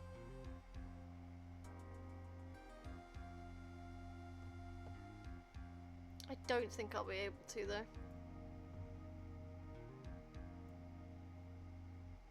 Which is really annoying, because, you know, there's only so much I can do.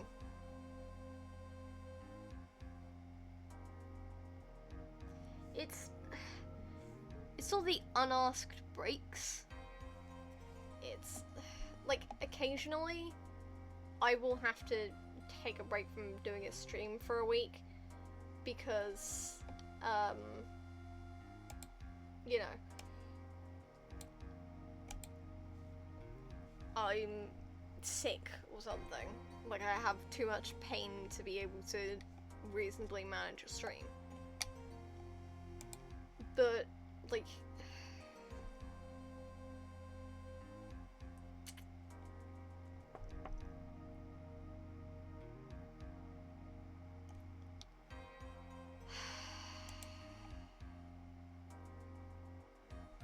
it's the ones where I'm getting dragged on family things, and it's like, I love you, I really do. However, I would really rather do my own thing right now. Because after today, I am literally one day away from being able to get affiliate. I'm not joking. I've seen the view count throughout the stream, and I'm like 90% sure it's gonna be at least a 3 average. But currently, I am at 2 out of 4 days have a minimum average of viewers. I am so fucking close.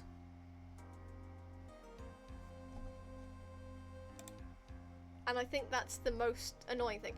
I believe I don't,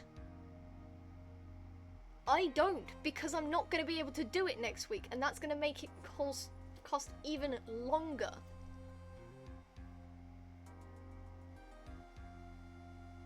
Which means I'm probably not going to get it for another 6 fucking months.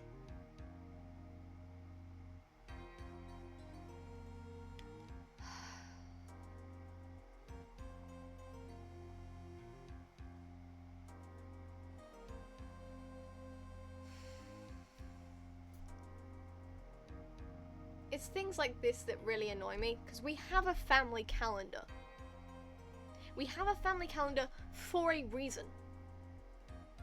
Because we weren't understanding. We didn't know when people were going to be doing things. And nobody has put on the family calendar when we are going. I didn't get told until Thursday that we were going next weekend. I likely wouldn't have been told at all if Mum hadn't offhandedly mentioned it and I questioned her on it. It's not on the family calendar. Which means I'm not going to be getting affiliate.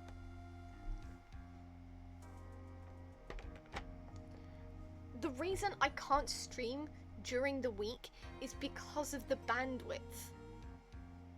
Both of my parents do video calls, or at the very least calls, for their work.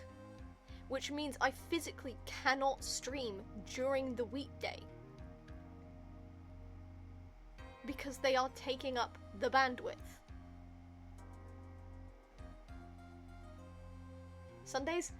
Sundays I have an issue with, because in my family we have a roast every Sunday and we then have to immediately do the washing up after. That takes an hour. The collection of doing dinner, of having the roast lunch and then washing up combined takes an hour. Unless y'all want me to be having an hour break in the middle of stream.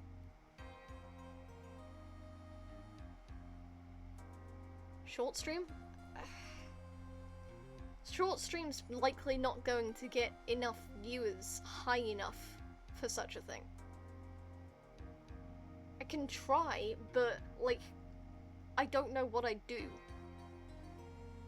I like being able to consistently have the same thing going so that it can be watched in succession. That's why I haven't switched anything else in instead of just doing Ace Attorney. For like, since May. Because I want to complete the game. I do Stardew Valley. I do 4 streams in a row so I can pass through a season. So it's consistent. With the way I do things, and the way my preference works, and the way that my family works, Saturday is literally the only day that I can do streams without issues. And even then, I still get my family dragging me into things when I don't get told that I'm being dragged into these things. Sometimes I do have a choice. Sometimes I do. But other times I don't. And when I do say, oh, we're going to go into town really early, we A, don't, which pisses me off beyond no end. And when we do go out and they promise me it's early morning, we don't get back until almost an hour after my regular start time. And if I don't start on my regular start time, I don't have the motivation or the desire to stream at all for the day. It fucks me up.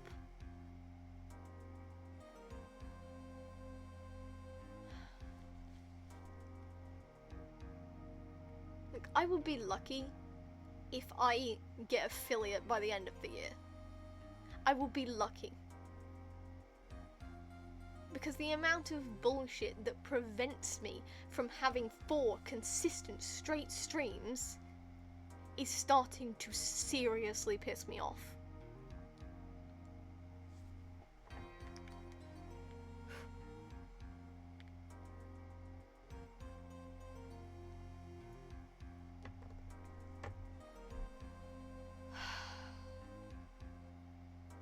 It's a frustrating issue. And I legitimately have no say in it. Most of the time.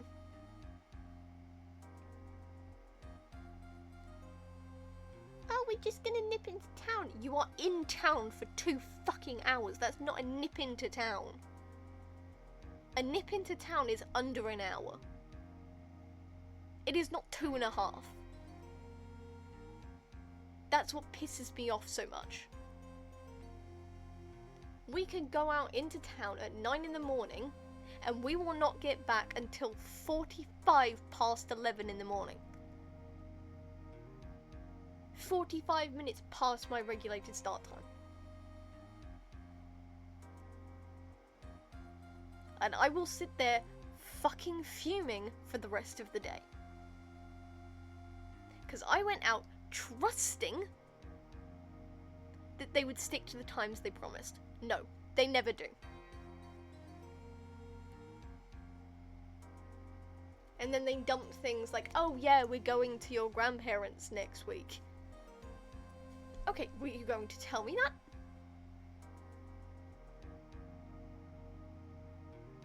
There's a reason we put things on the family calendar. For this reason.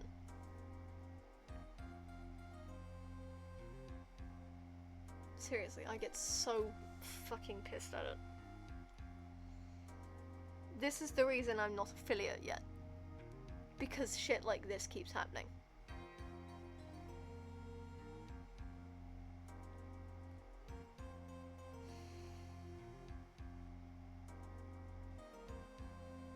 It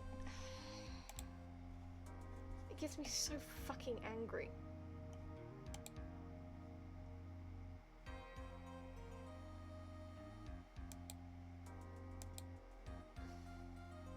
So close to affiliate. And once you get affiliate, you stay affiliate. CL knows this. CL is affiliate.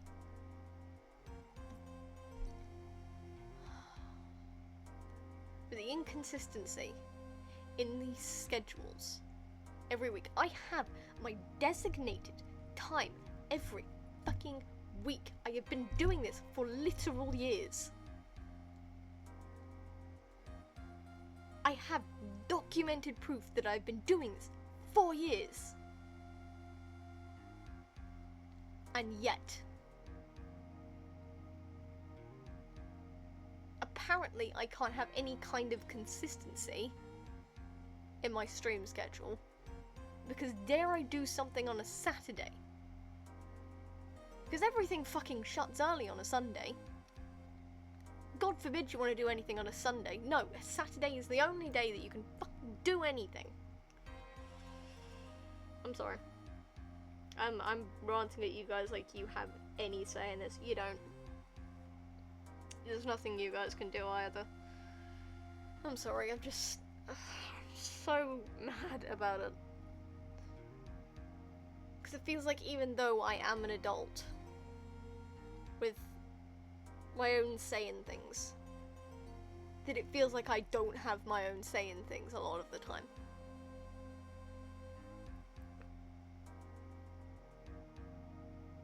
It's like, I do love my family.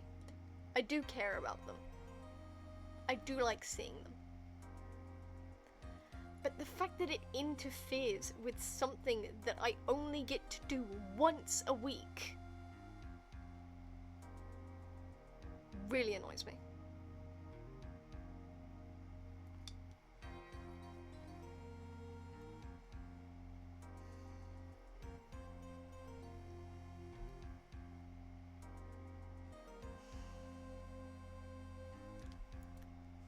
So, after stream, I'm going to be bugging my mother to actually put a time and an event on the family calendar for both this week and for next week, sorry, and the week after, because they are also going away. Just them, thankfully. They're not dragging us along. But it's still annoying.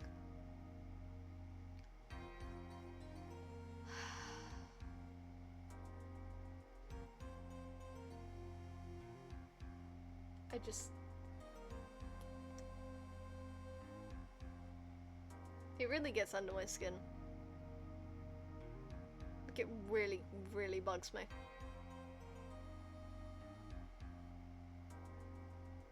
It's like, I've told my parents, I've informed my parents that if I pass a certain threshold, I could start getting paid for this. Paid for messing around and having fun. Granted, it won't be a lot. It'll be very, very little. But I could still get paid for it. And yet, the schedules that they have, the bullshit that they put me through, means I cannot pass the required threshold. And it pisses me off. So, next stream in fucking 2 weeks' time, we'll finish this trial. I'm gonna be bitter about it, but we'll finish the trial.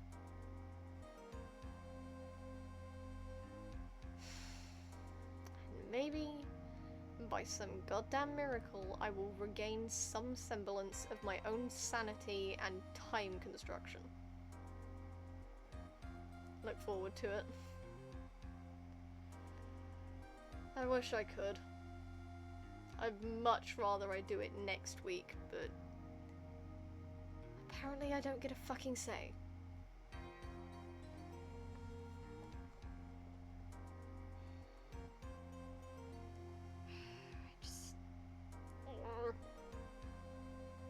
It's really fucking annoying. It's not like I'd be able to do anything on the Saturday anyway. There are multiple things that are coinciding on next Saturday that mean I wouldn't be able to do it any way I look at it. So I suppose I can't really blame them specifically. That's just frustrating. Anyway, apologies for the annoyed rant. I really do get annoyed about timetable inconsistencies. Especially since this is the one scheduled thing that I have every fucking week. But it's fine. It's fine. I will live.